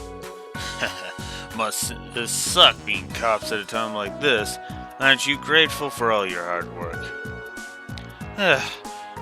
If you actually feel bad for us, then could you please not make our job any harder than it needs to be?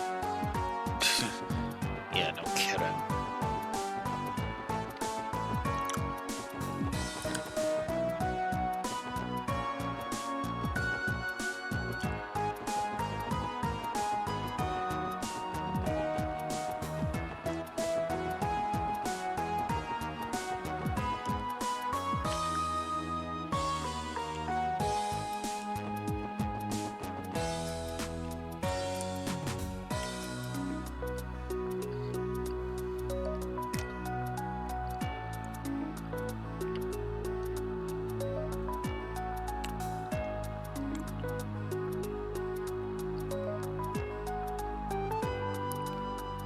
Oh, I did these out of order.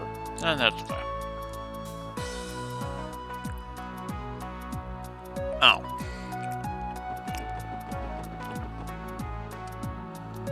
I went right past them. Ugh. Excuse us, but we're with the Crossbell Police Department.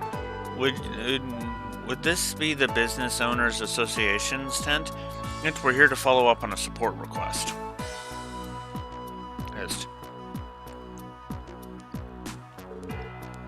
Oh, you've arrived. Well, this is a surprise. I wasn't expecting you to be the one to come to our aid. A good surprise, I hope. Your request just happened to find its way to us. Are you two already acquainted? Yeah, we happened to sit across from each other on the train to Crossbell Hill the day I started working with you guys. Nice. I had no idea that he was the chairman of the Business Owners Association at the time. Just as I was unaware that the young man across from me was poised to become a fine detective. We have a bit of a difficult situation on our hands. Forgive me for adding more to your plate, SSS, but we need your help. You can count on us, sir. Let's see. I believe the request mentioned something about a recent theft? Yeah, wasn't there a bunch of them? Yes, it's as you say. There have been 4 different reports of theft since yesterday.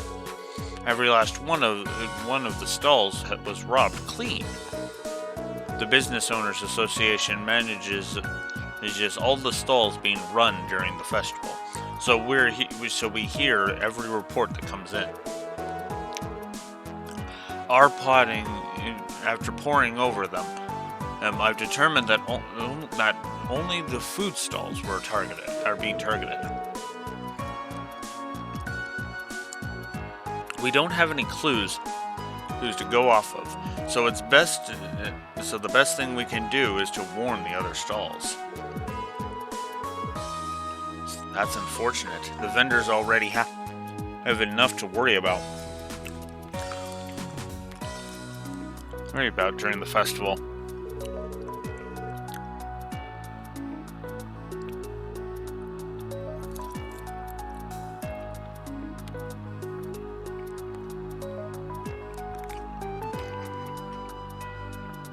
I imagine you were worried about this damage becoming more widespread. Yes, and that's why I called you all here. Excuse me.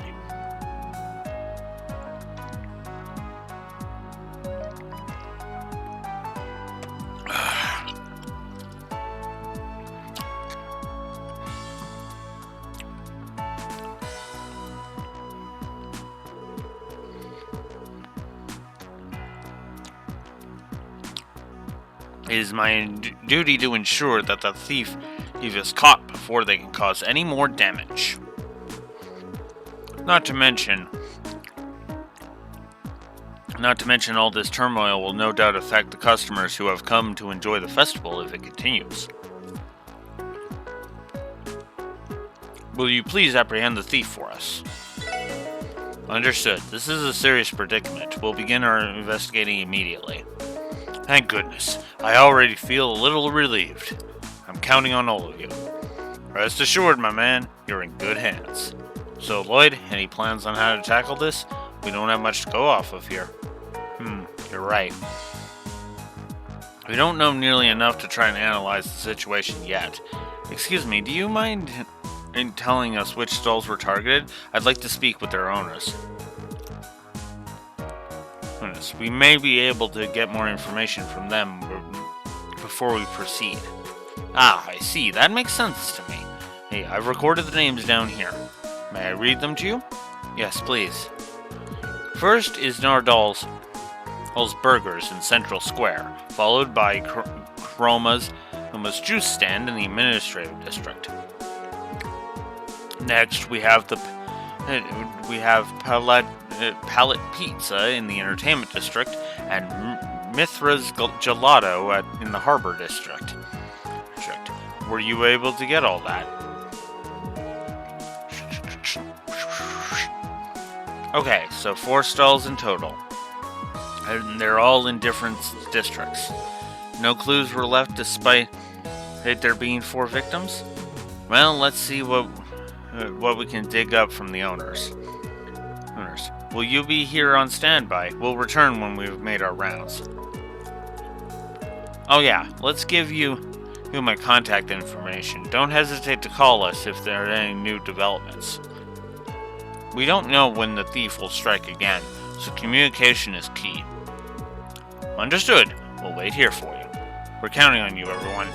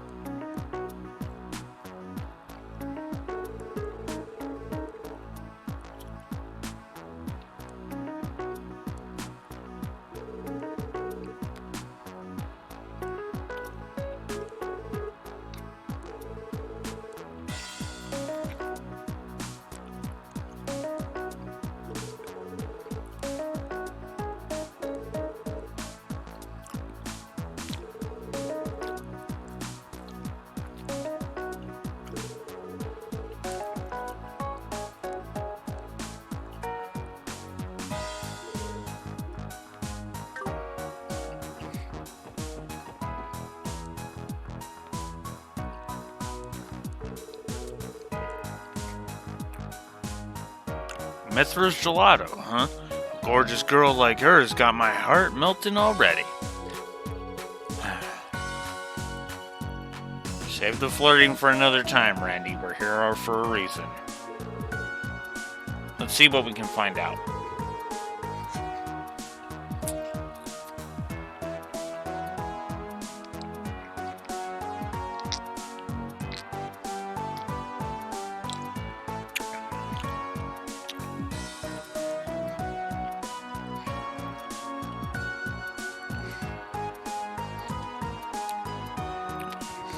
Excuse us, ma'am. And we're here with the CPD. May we have a moment to ask you about what happened? Of course. You're talking about the theft, right? He managed to pull a fast one on me while I was serving a customer. He struck while you were busy then. Yeah, I had my hands full serving this laid-back tourist guy that was trying his hardest to hit on me. She's not even there. I checked. Yeah.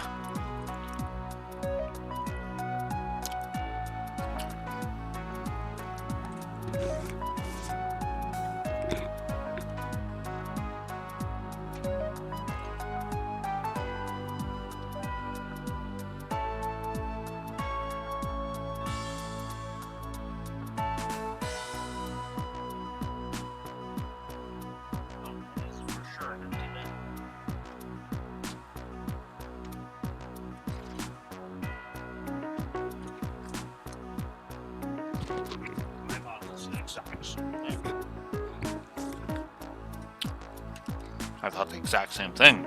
Hey, make sure my sister eats. She's not even home.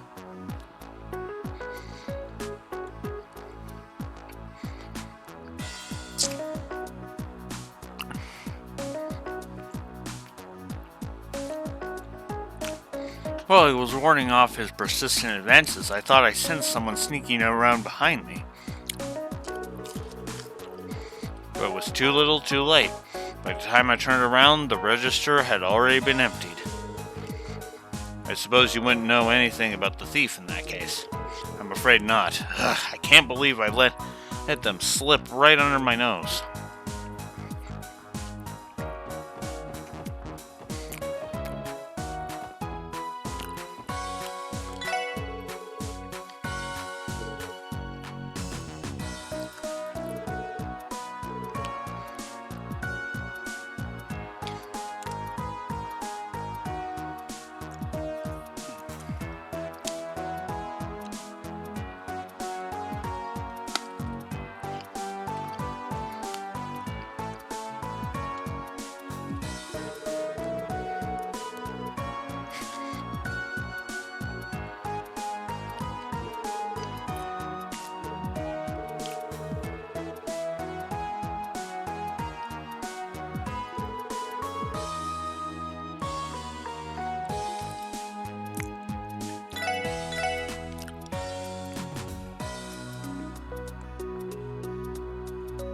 Ooh, that's really good.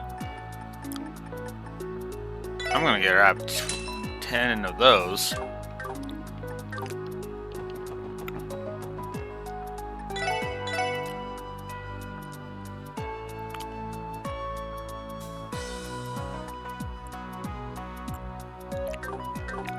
And maybe not of those.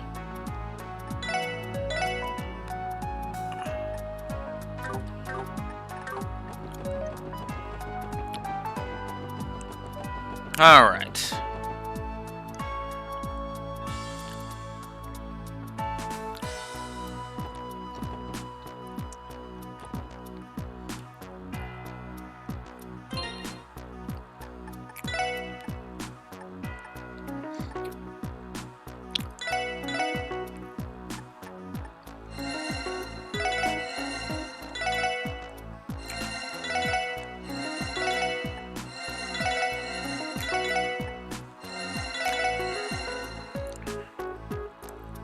There we go.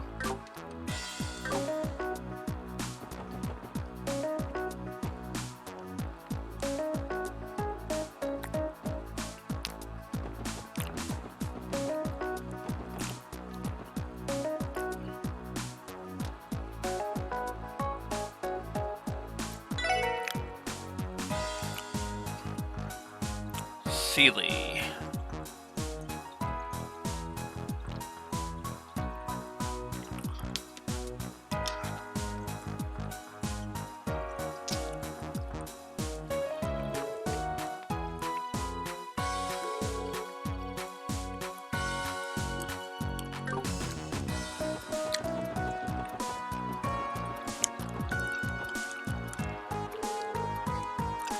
Welcome to Kurama Juice Stand. Feeling thirsty?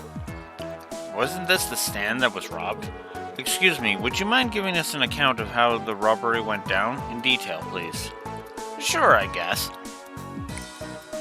This had happened while I let my guard down for a second.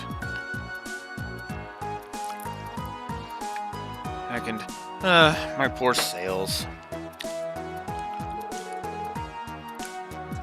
Do you recall what the suspect looked like? Not really. It was really busy, so I wasn't able to get a good look at everyone. But there was this slim, carefree, younger guy, from the looks of it. He was a foreign tourist. He was hitting on me the entire time. Oh, God. I swear to God, if I find out this guy was wearing a frickin' white coat, I'm going to flip my shit.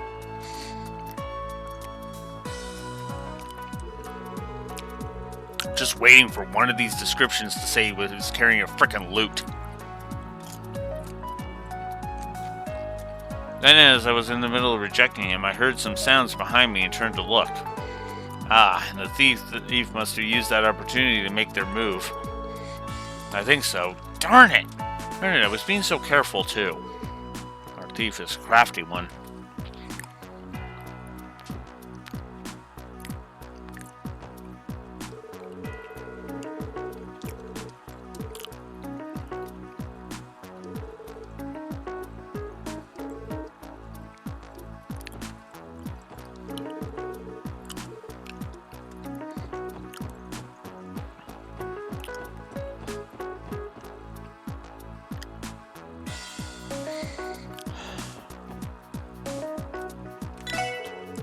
Ah, there we go.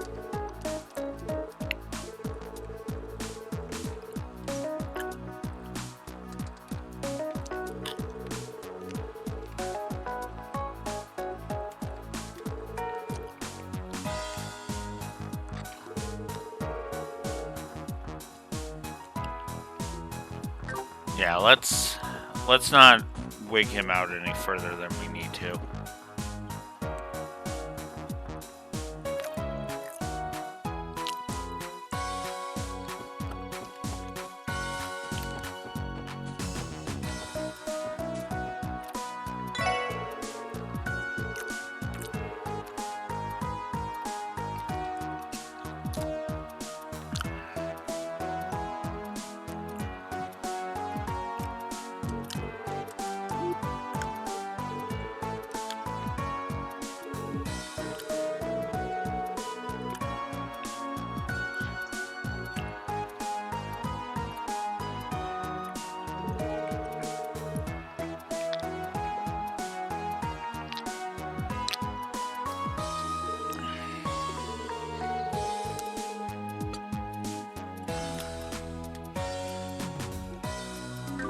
Slight correction.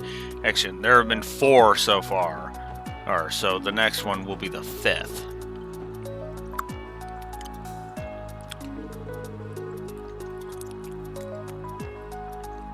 Right. Pallet Pizza is one of the stalls that was robbed.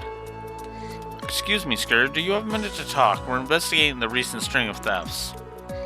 That mess, huh? Jeez, what a day it's been. I got so caught up in dealing with a customer that I left my guard down. Wait, dealing with a customer? Yeah. It was this chatty guy that's hell-bent on ordering a tropical pizza. Judging by my past experience with customers, I'm willing to bet he was a tourist. Anyways, I got his pizza all nice and packed up and was right in the middle of handing it over. And then I heard the commotion coming from somewhere behind me.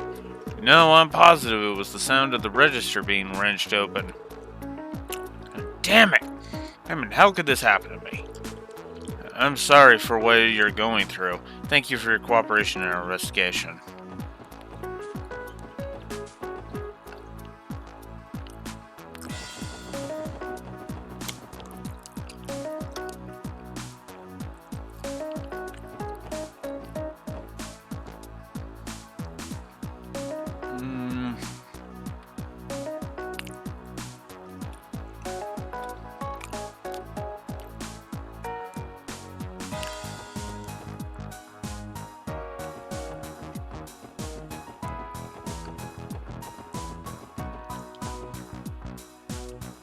popcorn.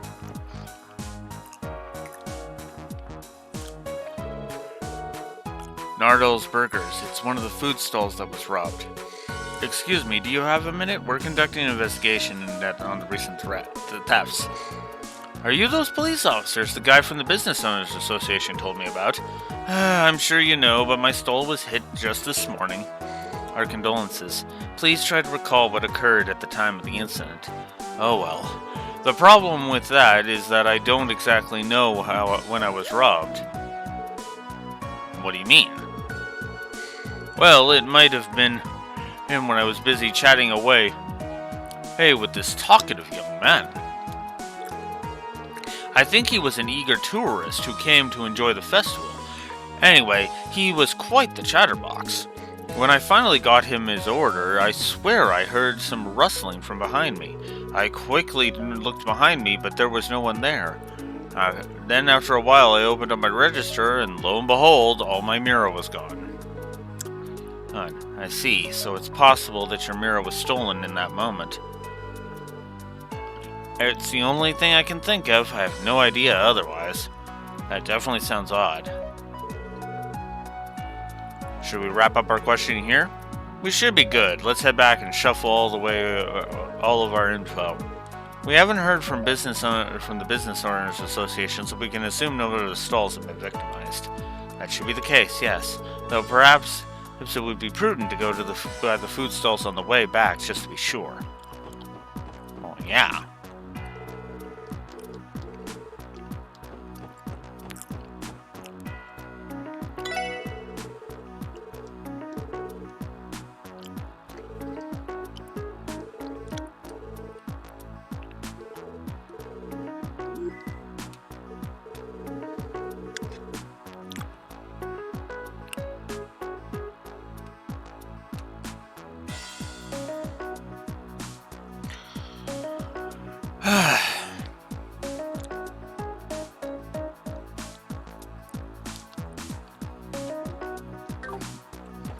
Yeah, that's not something you want to do.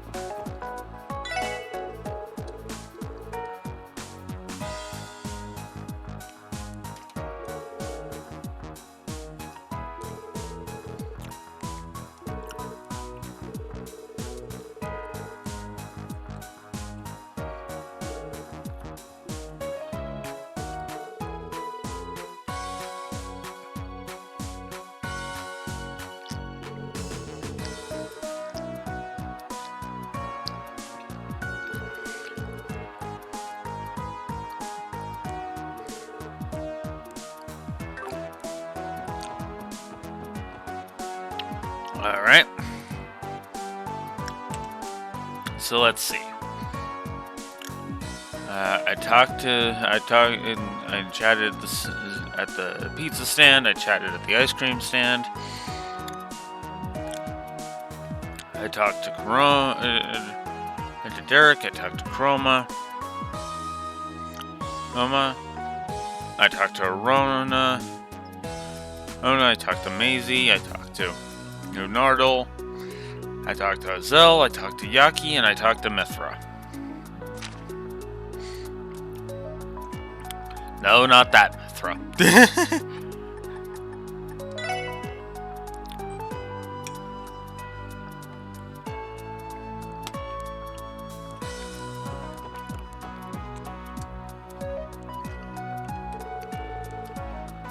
Oh, you're back already. Were you able to find anything? Yeah, we actually managed to gather a lot of information. Why don't we sort through it now? Good idea. Take it away, Lloyd. Alright, let's try to piece it together.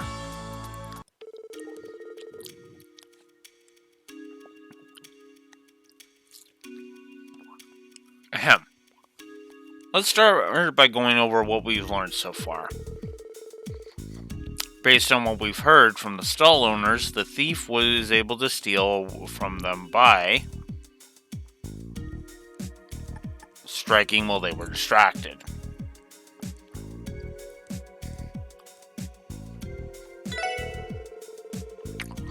Pretty sure they said they were hit while they were in the middle of dealing with customers.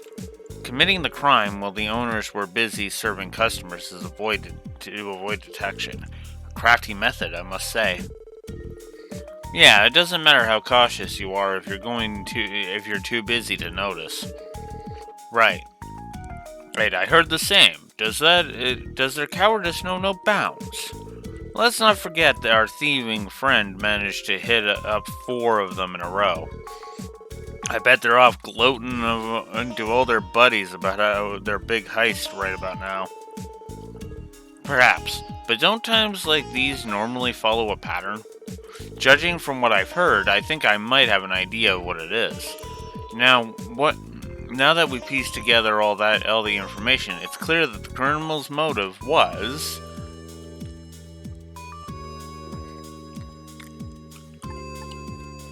for their enjoyment.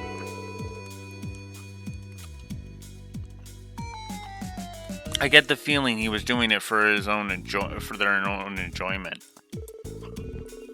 Committing a series of crimes in rapid succession leads me to believe that they were not motivated by a lack of Mira. Rather, I believe they were seeking thrills and getting enjoyment out of stealing. It's utterly ridiculous that someone would commit so many thefts as for a reason like that. What kind of criminal was responsible for this tomfoolery? I think I may have an idea of what the criminal might be like. The criminal is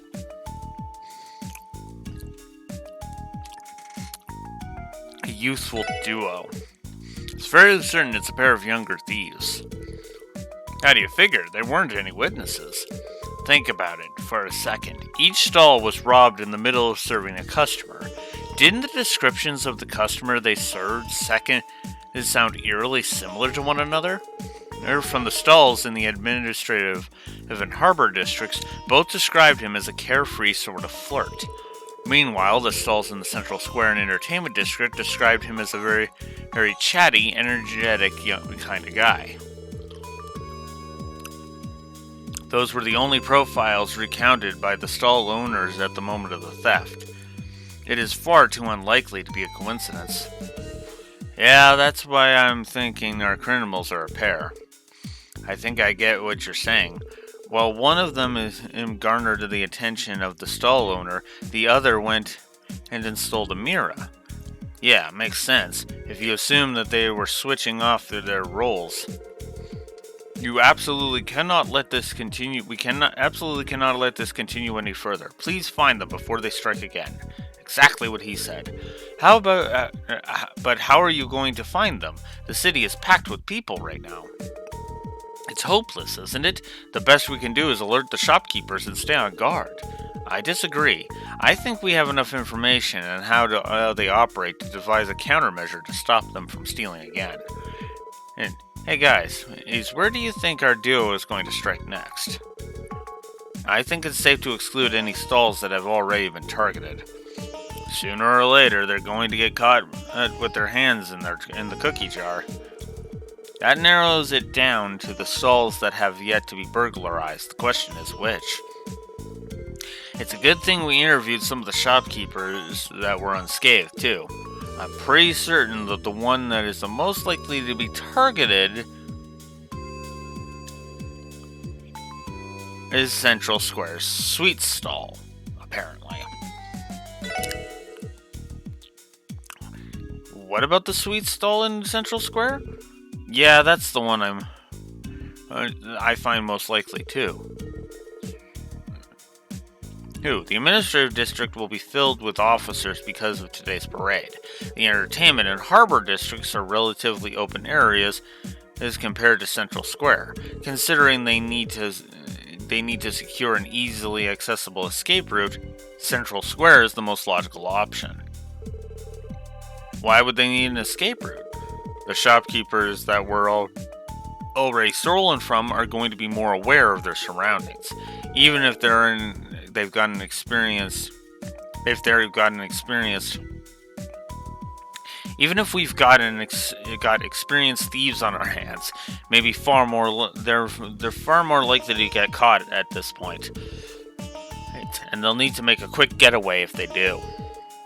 You know, now that you mention it, The burger stall was also located at the intersection on a few of the districts. The sweet stall in Central Square is within proximity of the back alley in the administrative district. The area decidedly has the highest number of escape routes available, so the thieves are likely to target that stall next. Good thinking, Teotot.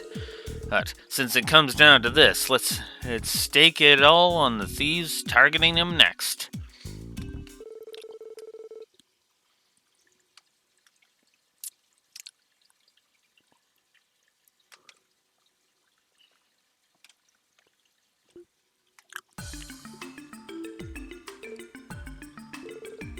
Looks like he's a bust.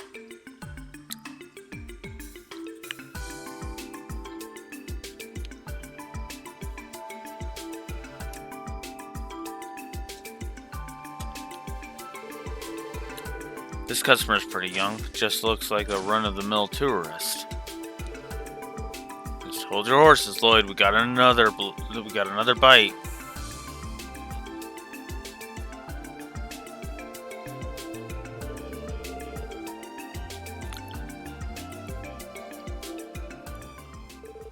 That's our cue. Go, go, go!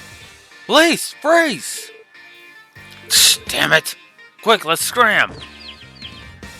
Ah! Mademoiselle, Teotot, you're up. You do know this is a dead end, right? Game, set, match. Crap!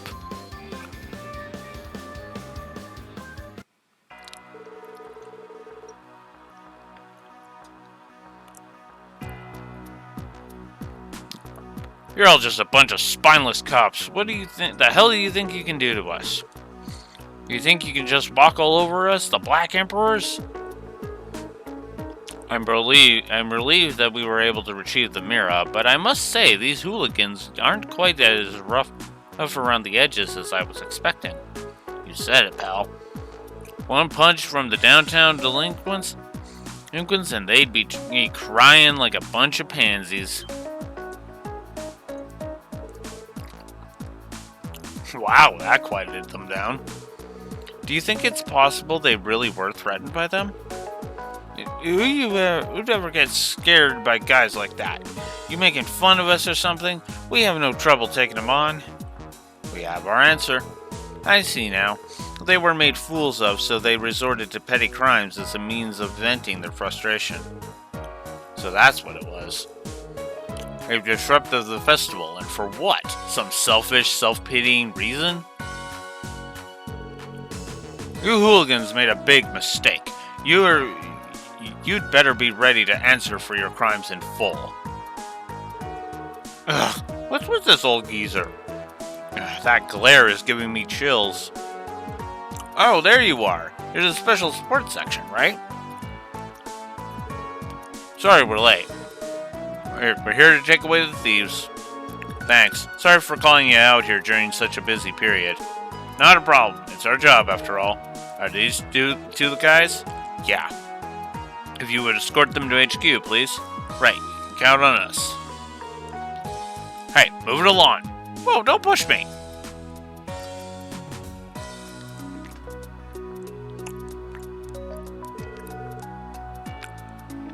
Phew, looks like it's case closed. They didn't look like they were from Crossbell, so I figured they won't be in jail for more than 3 days. Crossbell's pretty soft on the foreigners, eh? Yes, well, joke is on them. They'll be sitting in a jail cell staring at a stone wall while the rest of us are out here enjoying the festival. Not to mention I had a bit of fun striking fear into their hearts. I must say, your charade was spectacular. They were completely fooled. It comes with experience of being a veteran trader. I'm used to having to put on airs. It's definitely a side of you I'd never seen before. I think I put on quite the performance, if I do say so myself. Thank you for resolving the issue, everyone. Indeed, we're truly in your debt. Please allow for the Business Owners Association to present you its utmost gratitude. Oh no, that won't be necessary. We're just glad to have solved the case before any more damage was dealt. You know where to find us if you ever run into any other problems. We'd be happy to help. A fine plan indeed. It's comforting to know I'm in good hands. Don't be afraid to reach out to us again anytime. Alright.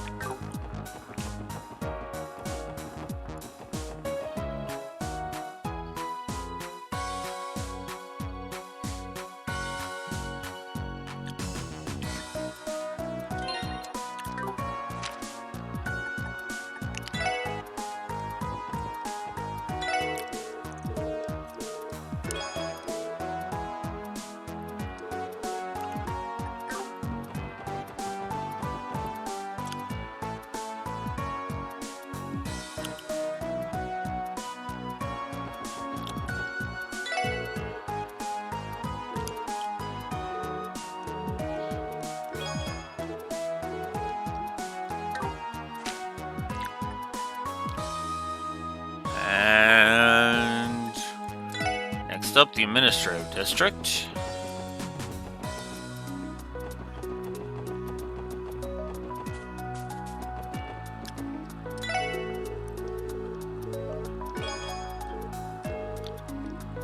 So yeah, if you go around talking to each of the people that got victimized, you'll get a reward.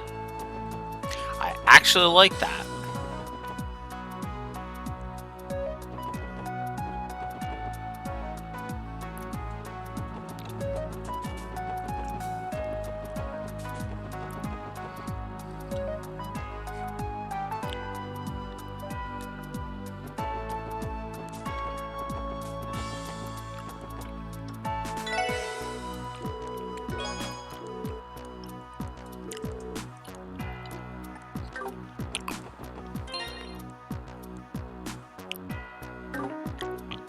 Alright,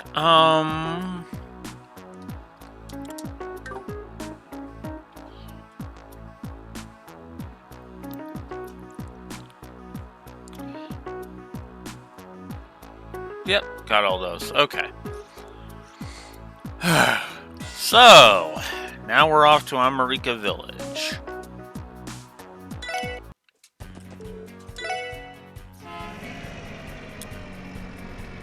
For even more shenanigans.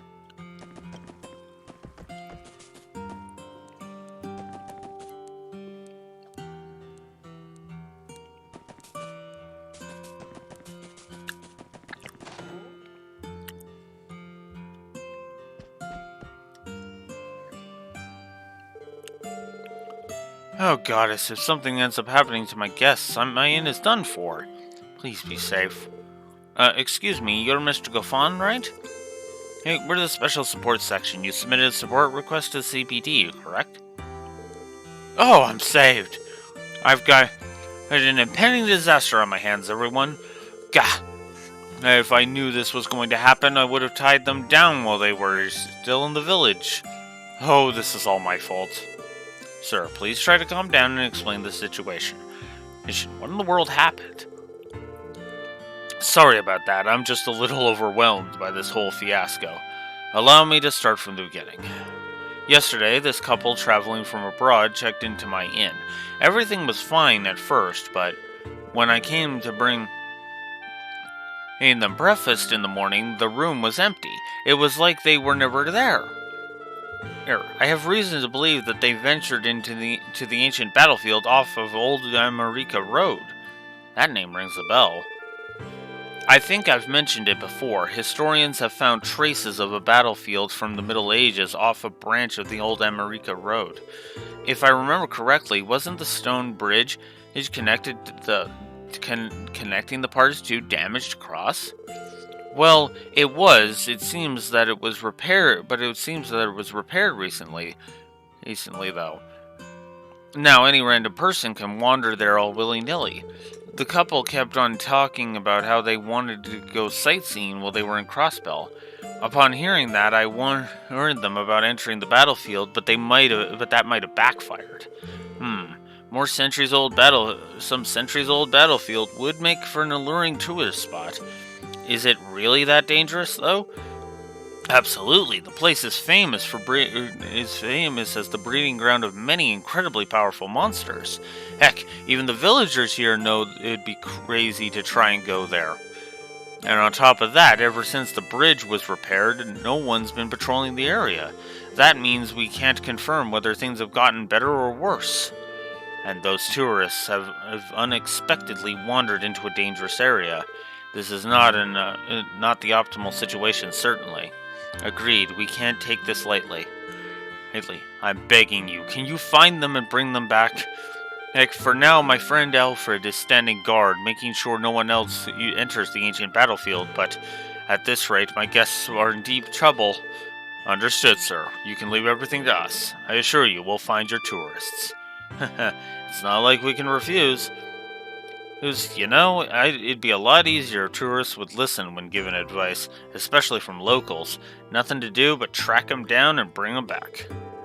Thank you so much. You have no idea how much this means to me and the inn. Well then, I'll leave this in your capable... Gufan! Gufan! One of the regulars, maybe? Hey, Keith, what's the matter? Eder, as you can see, I was in the middle of an important discussion. This is no time for discussion. You know how that couple went missing and now the inn's up the creek because of it? Yes, I'm fully aware. I just told these officers about the entire situation. Well, there's no need to freak out anymore. For the sake of the inn, I called in the cavalry. The cavalry? What are you talking about? Come in here, don't be shy. Gufan here will explain the entire mess to you. Sure, lay it on me. Hey, I'm Scott of the Bracer Guild. So you got a missing couple, is that right? If you don't mind, could you fill me in on the details? Hold on, a bracer? Why are you here? Huh? You're that special support section, aren't you? Given the circumstances, I imagine us bumping into each other here isn't just a coincidence. Keith, explain to me why you brought a bracer here immediately.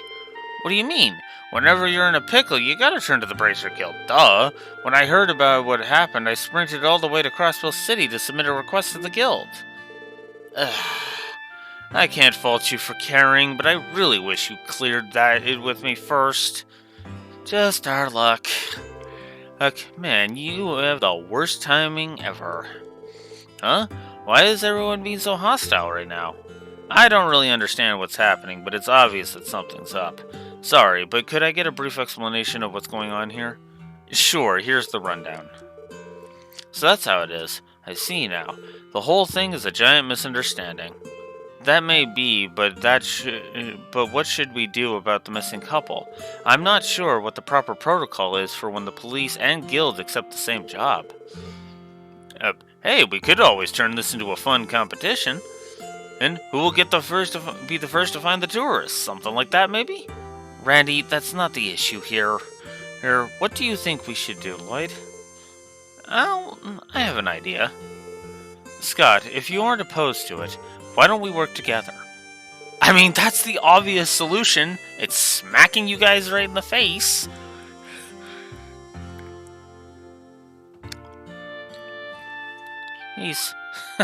No complaints here. I was actually thinking the same thing. Joining forces with the Bracer Guild? Might as well, so we're searching for this ancient battlefield together, huh? No, we can split into groups. From what we've heard, this place is practically a den of monsters, and we need to secure the safety of those two tourists ASAP. I might be familiar with the general area, but the battlefield's no small place. If we split up, we'll have a far better chance of finding them. If we keep in contact with our enigmas, we should be able to locate them in a little time at all. True. Indeed, that seems like the most reasonable strategy. I'm all for that plan, and lives are at stake here. The more help, the merrier. SSS, Scott, I'm counting on you. And with the client's permission, we're good to go. Yeah, let's do our best. Alright, let's strike while the iron's hot. I've heard I'll head on to the ancient battlefield. Whenever you're all ready, come catch up with me. I'll see you later. That is one thing I like, that the Bracer Guild aren't a bunch of pompous asses. I mean, yeah, okay, Mikkel's was kind of a jackass to the SSS back in the prologue in Chapter 1, but... prologue in Chapter 1, but... he was only a slight jackass. Nothing too... obnoxious, I would say. Holy shit, is it really that late already? God damn. Okay, everyone, once we're prepared, let's make our way to the ancient battlefield too. After all, we don't want to fall too far behind Scott. Alright. So yeah, I think this is going to be the last thing I do tonight. I didn't realize how late it had gotten. Holy shit. I'll be honest, I did not realize how freaking late it was. I did intend to go for a full 3-hour session, but I didn't realize it was that late.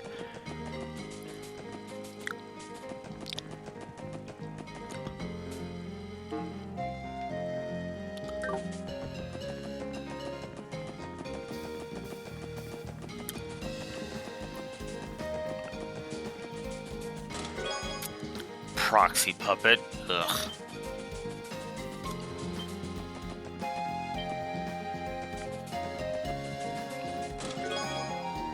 Courier bomb. A little bit better.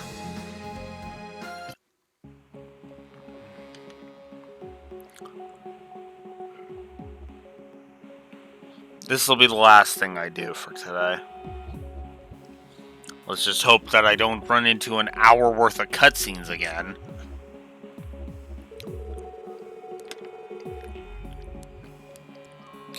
Wow, so this is what the ancient battlefield is like? There are just as many ruins scattered around as I'd heard there were. And with a name like the ancient battlefield, I wouldn't be surprised if something spooky was lurking around here. We all know I'm a betting man, and so I'm placing my chips on a long-defeated army or something equally crazy. Ghosts? Please no. Ellie? Ahem, you heard nothing. I have to say, the weather is harsh, and this place is infested with monsters. If that couple ventured further in, we haven't much time, so we'd best hurry. Good call, Ellie. Let's get the search underway. Ah, damn it.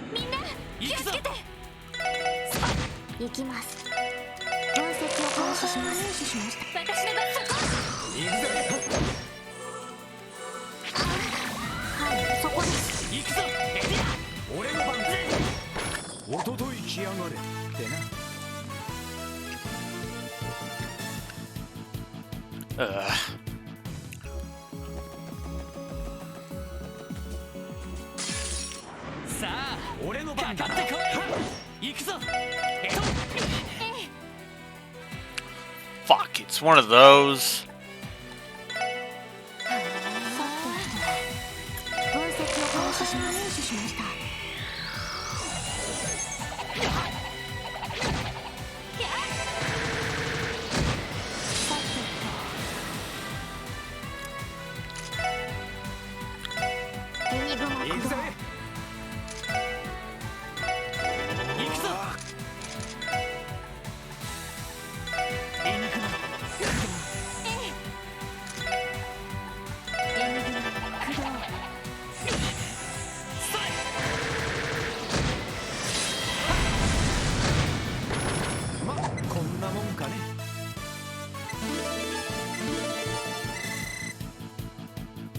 Really?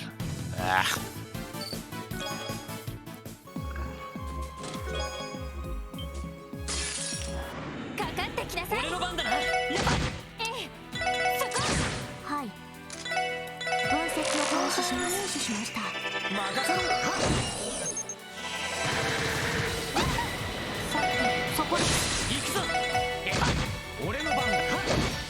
Okay.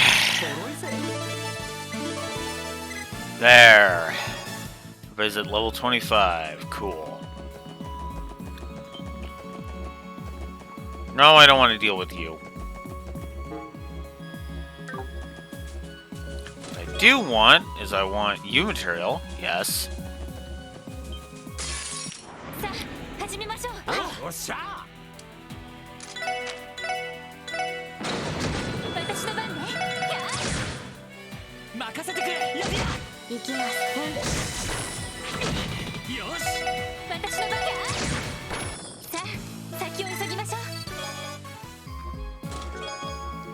Celestial Bomb.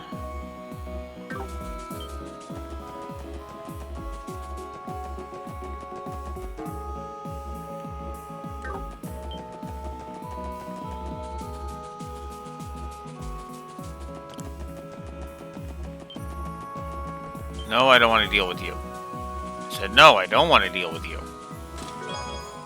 Hit 3. Nice.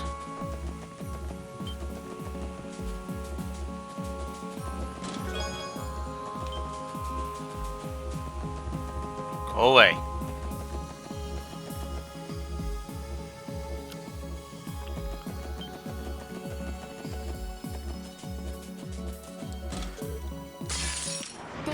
Wonderful.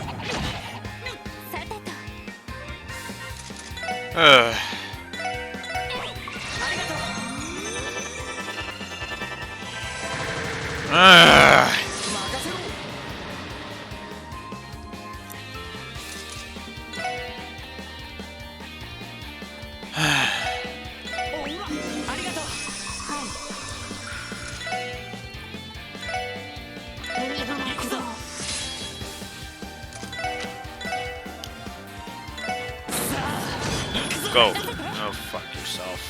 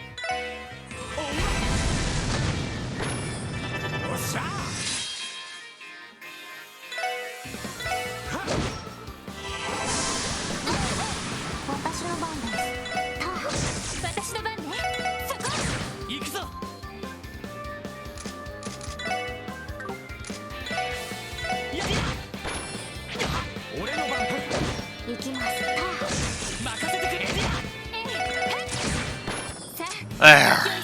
Got him. God, that took me too long.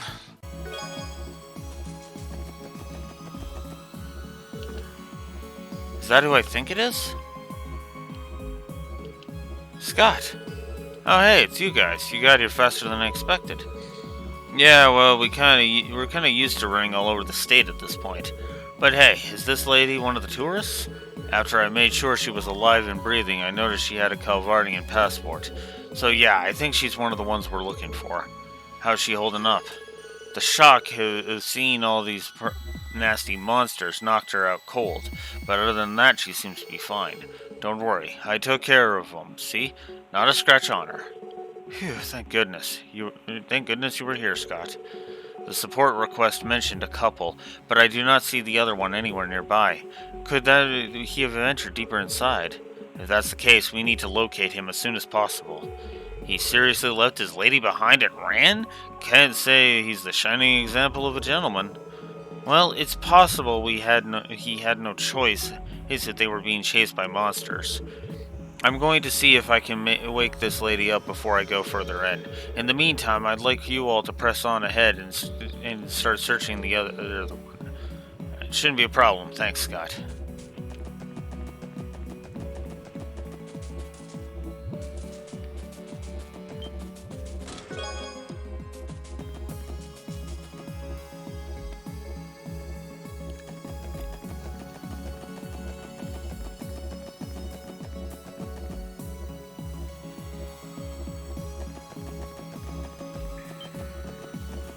Ah!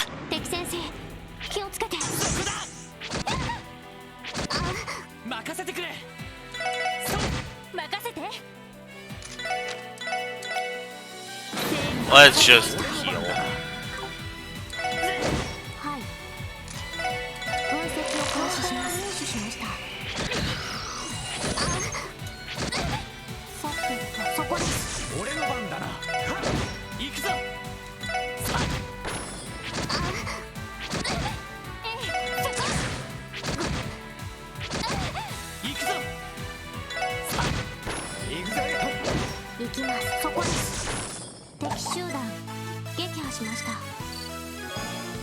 Okay. Another celestial bomb.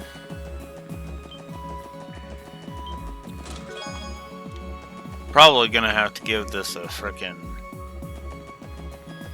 itemization and loot positives.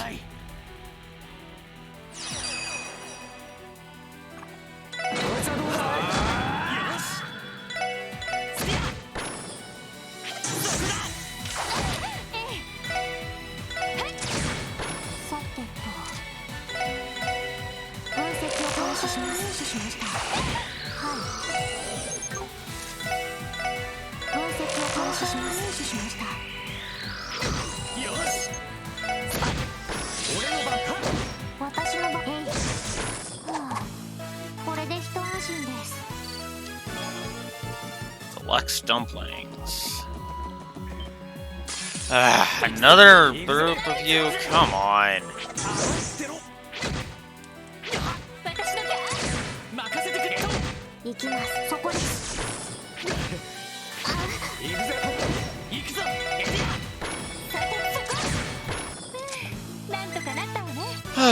Okay. Horizon Rod. Wait, so one of my rod upgrades is in a random treasure chest? Ugh. I don't remember Cold Steel pulled that.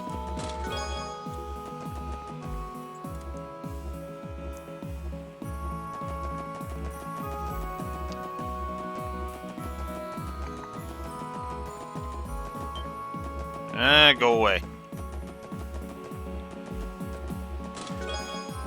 HP 3.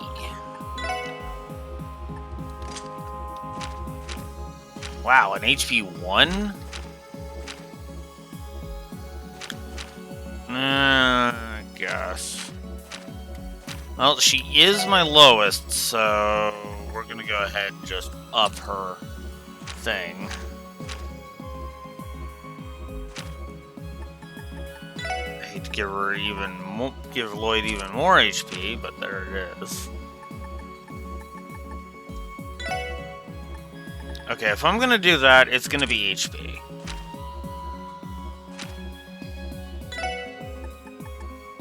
And yeah, let's give Randy that too. No reason to have effort on everybody. Not really.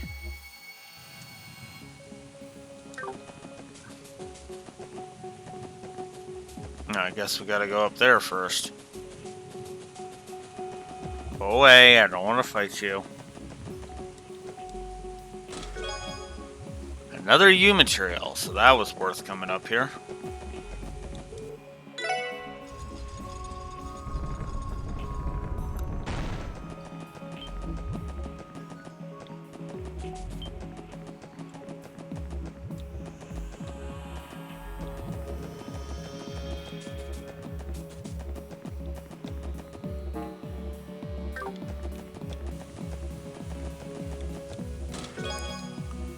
Battle jacket.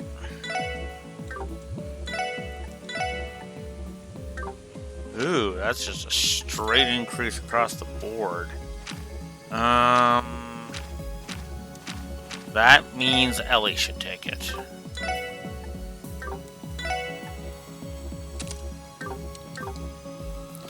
There.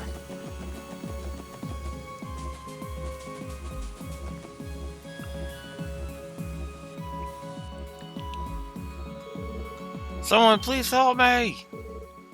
There he is, Lloyd. Yeah.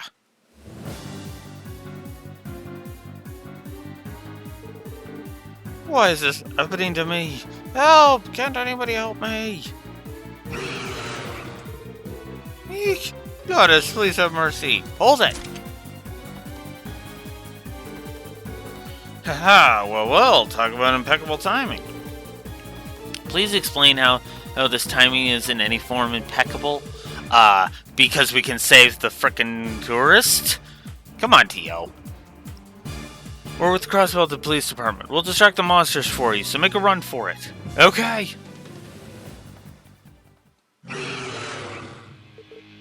Whoa, what's with these monsters? They look seriously rough. They seem to be different from the usual monsters inhabiting the area.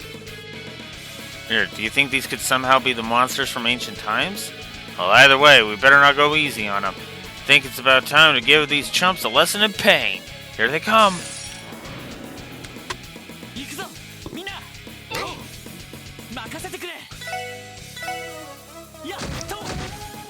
Oh, great. It's another one of those.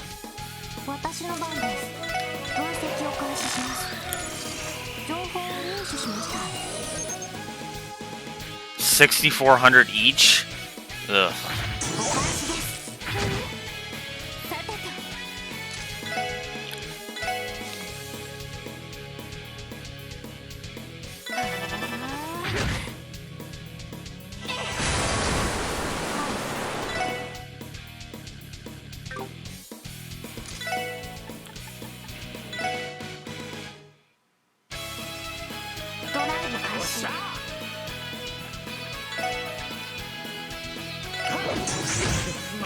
Oh, fuck off.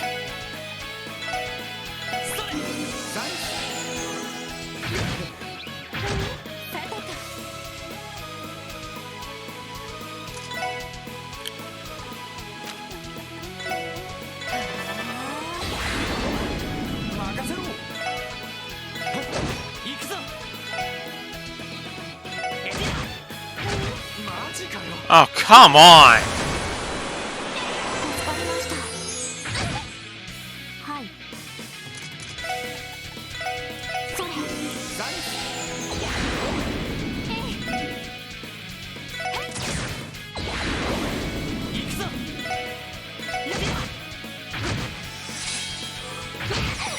Oh, fuck off!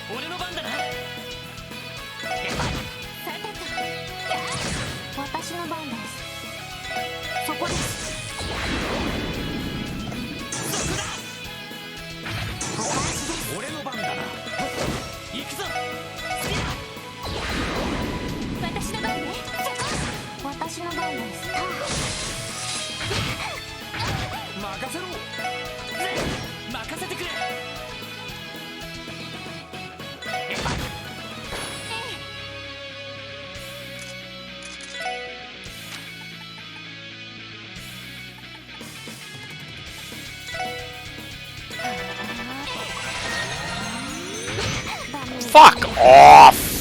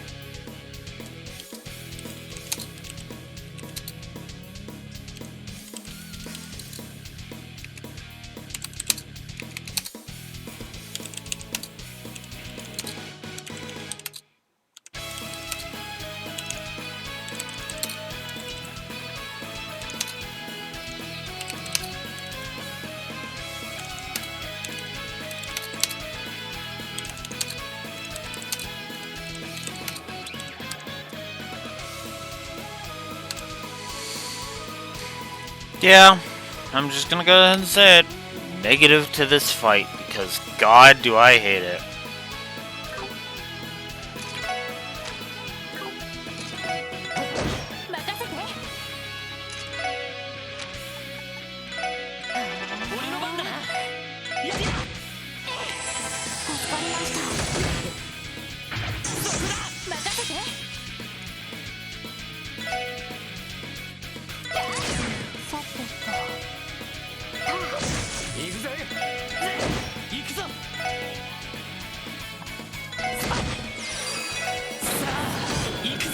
Eat a tiger charge, bitch.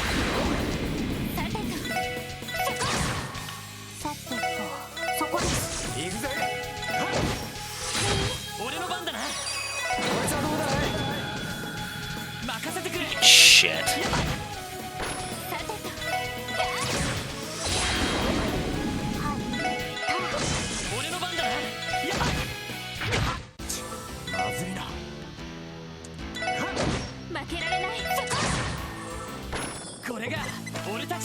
Fuck you and die.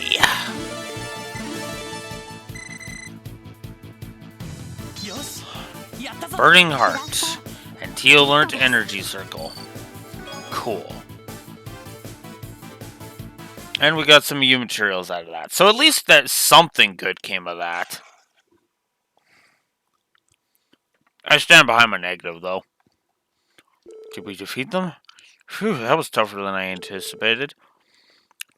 I don't like what we're seeing here. The hell were those things? You can't be serious. Oh no. Can't you guys stay down for 1 second?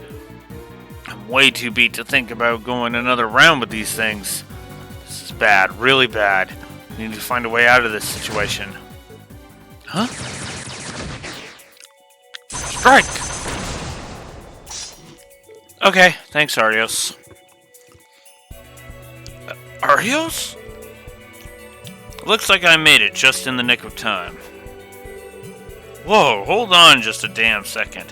What were you even doing here? What are you even doing here? An awfully cold reception, considering I just saved your lives. Yeah, I'm with Arios on this one, Randy. I get it's weird that he's here, but it's like should be a I have no idea what the hell you're doing here, but I am not about to complain. I was checking the requests at the guild when I saw Scott headed down here. I'm aware of how dangerous the area can be, so I thought he might find some help useful. Thank you for saving us, Arios. We appreciate it. To be perfectly honest, we were lucky you arrived. Nah, I ain't buying it. You really expect me to believe that you always show up with absolutely perfect timing like that? Don't tell me. You were sitting on the sidelines this whole time, waiting to jump out at the last second, weren't you? I'll leave that to your imagination. And, hey, are you guys alright? Oh, Scott, looks like she finally woke up. Yep, not too long ago. Thank you so much, everyone. Especially you bracers. I don't know how I'll ever be able to repay you. Seriously, we even got to see an awesome show. You took down those insane monsters in one fell swoop. Scott, I really appreciate you looking after me when I fainted. And your skill with that rifle was just... Wait, honey? Well, I'm just glad the two of you are safe. History is doomed to repeat itself. Don't fret too hard, Randy. At least we all work together to save the tourists, right? I would consider this mission accomplished. Something up, Arios? No, it's nothing. I think we should focus on escorting these two back to America Village. Watch your R6, Special Support Section. Understood. You have my thanks for bringing them back safely, everyone. I was almost done for. Don't mention it, Mr. Goffin. I'm not sure what would have happened if not for Scott and Arios being there, though. Hopefully those tourists take a nice long nap before doing anything else. On a side note, those bracers are some serious guys. They sure like to stay on top of things, don't they? I can't deny that bracers all seem to have impeccable timing. At least we were able to finish the support request without too many issues. Yes, but one problem remains. During the support request, the guild and the police worked side by side. Now that it is over, how should we go about reporting this? Good point. What's your call, Lloyd? This definitely wasn't a standard case for us, that's for sure. I said it before, but if Scott and Arios hadn't been there, I'm not sure if we would have been as successful as we were. I think this time we should give them the credit for resolving the request. That won't be necessary.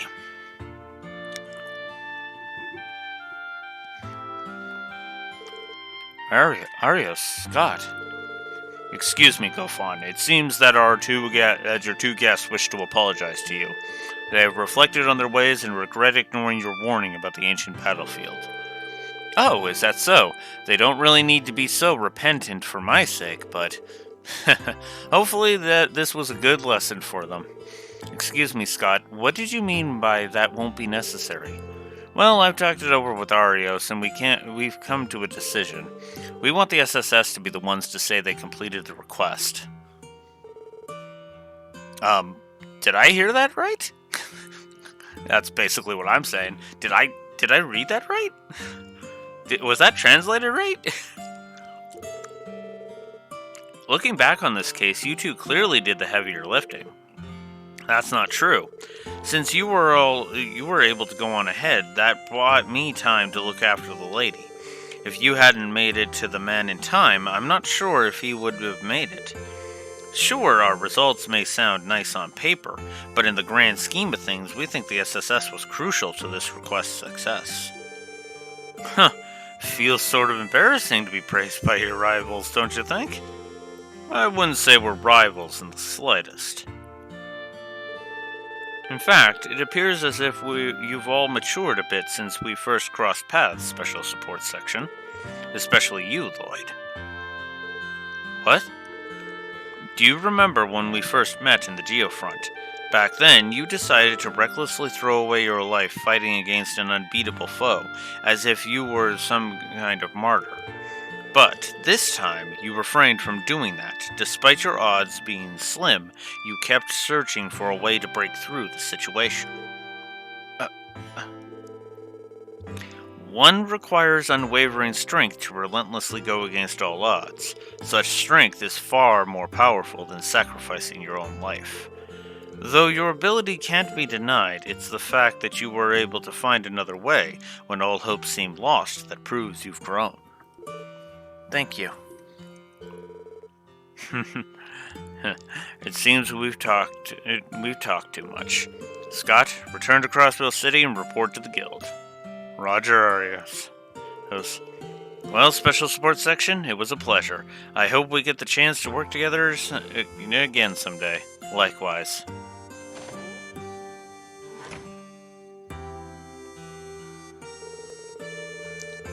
I would be lying if I said I expected needed to hear encouragement from Arios McLean of all people. Tio, don't be rude. But you're right, it was a little peculiar. I wouldn't let it bother you. We finished the support request, didn't we? That's enough to be happy about. I certainly second that. Special Sports Section, thank you once again. I'll be knocking if I need help again. And you can always rely on us, sir. We'll be waiting at the door.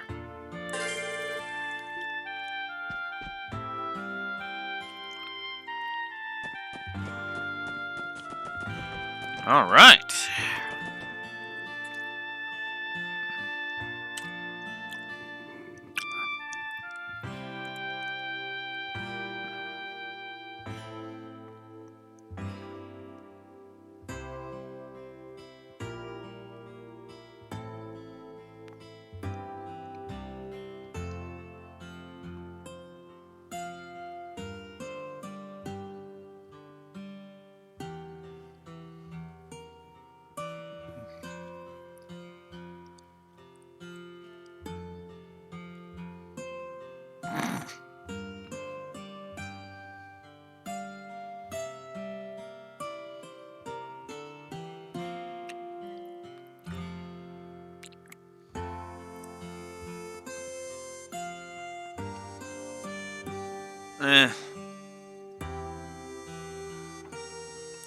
I don't care about that.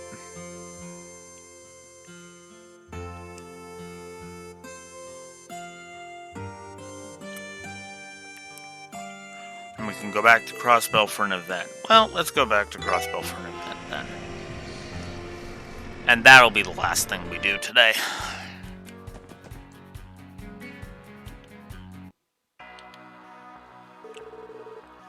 Well, actually, ain't it already past noon? Damn, looks like we didn't make it back in time for the parade. A shame. I had heard rumors for Mishi riding in a car. Yeah, searching the ancient battlefield ended up being a lot tougher than I anticipated. Let's head back to the SSS and take a much-needed break. Yes, let's. Well, we won't be doing that. What we will be doing is saving and leaving all of that for tomorrow. Now, tomorrow's going to be a bit weird, because I might make tomorrow a short day. I don't know yet. If I make tomorrow a long day, we won't be streaming Friday. But if I make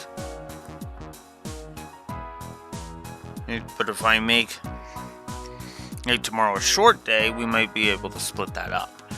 I don't know. We'll decide that tomorrow. Either way, I'm going to chop this session off so that I can get some other shit done. So, with all of that out of the way, this has been Blue Wolf Alex of the Lore Walkers, and I'm signing out for today. Tomorrow, we'll be doing a side quest, and then we'll be continuing on with the story.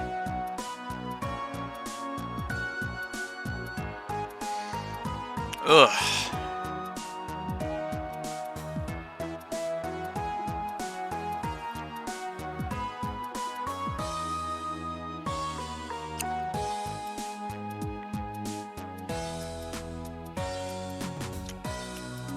So apparently now all of the fishing is open to us now too. Huh. Well, whatever. Either way. Okay. I'll catch you guys next time for more Trails from Zero. Till next time, Blue Wolf Alex of the Lore Walkers signing out. Have a good one. See you later.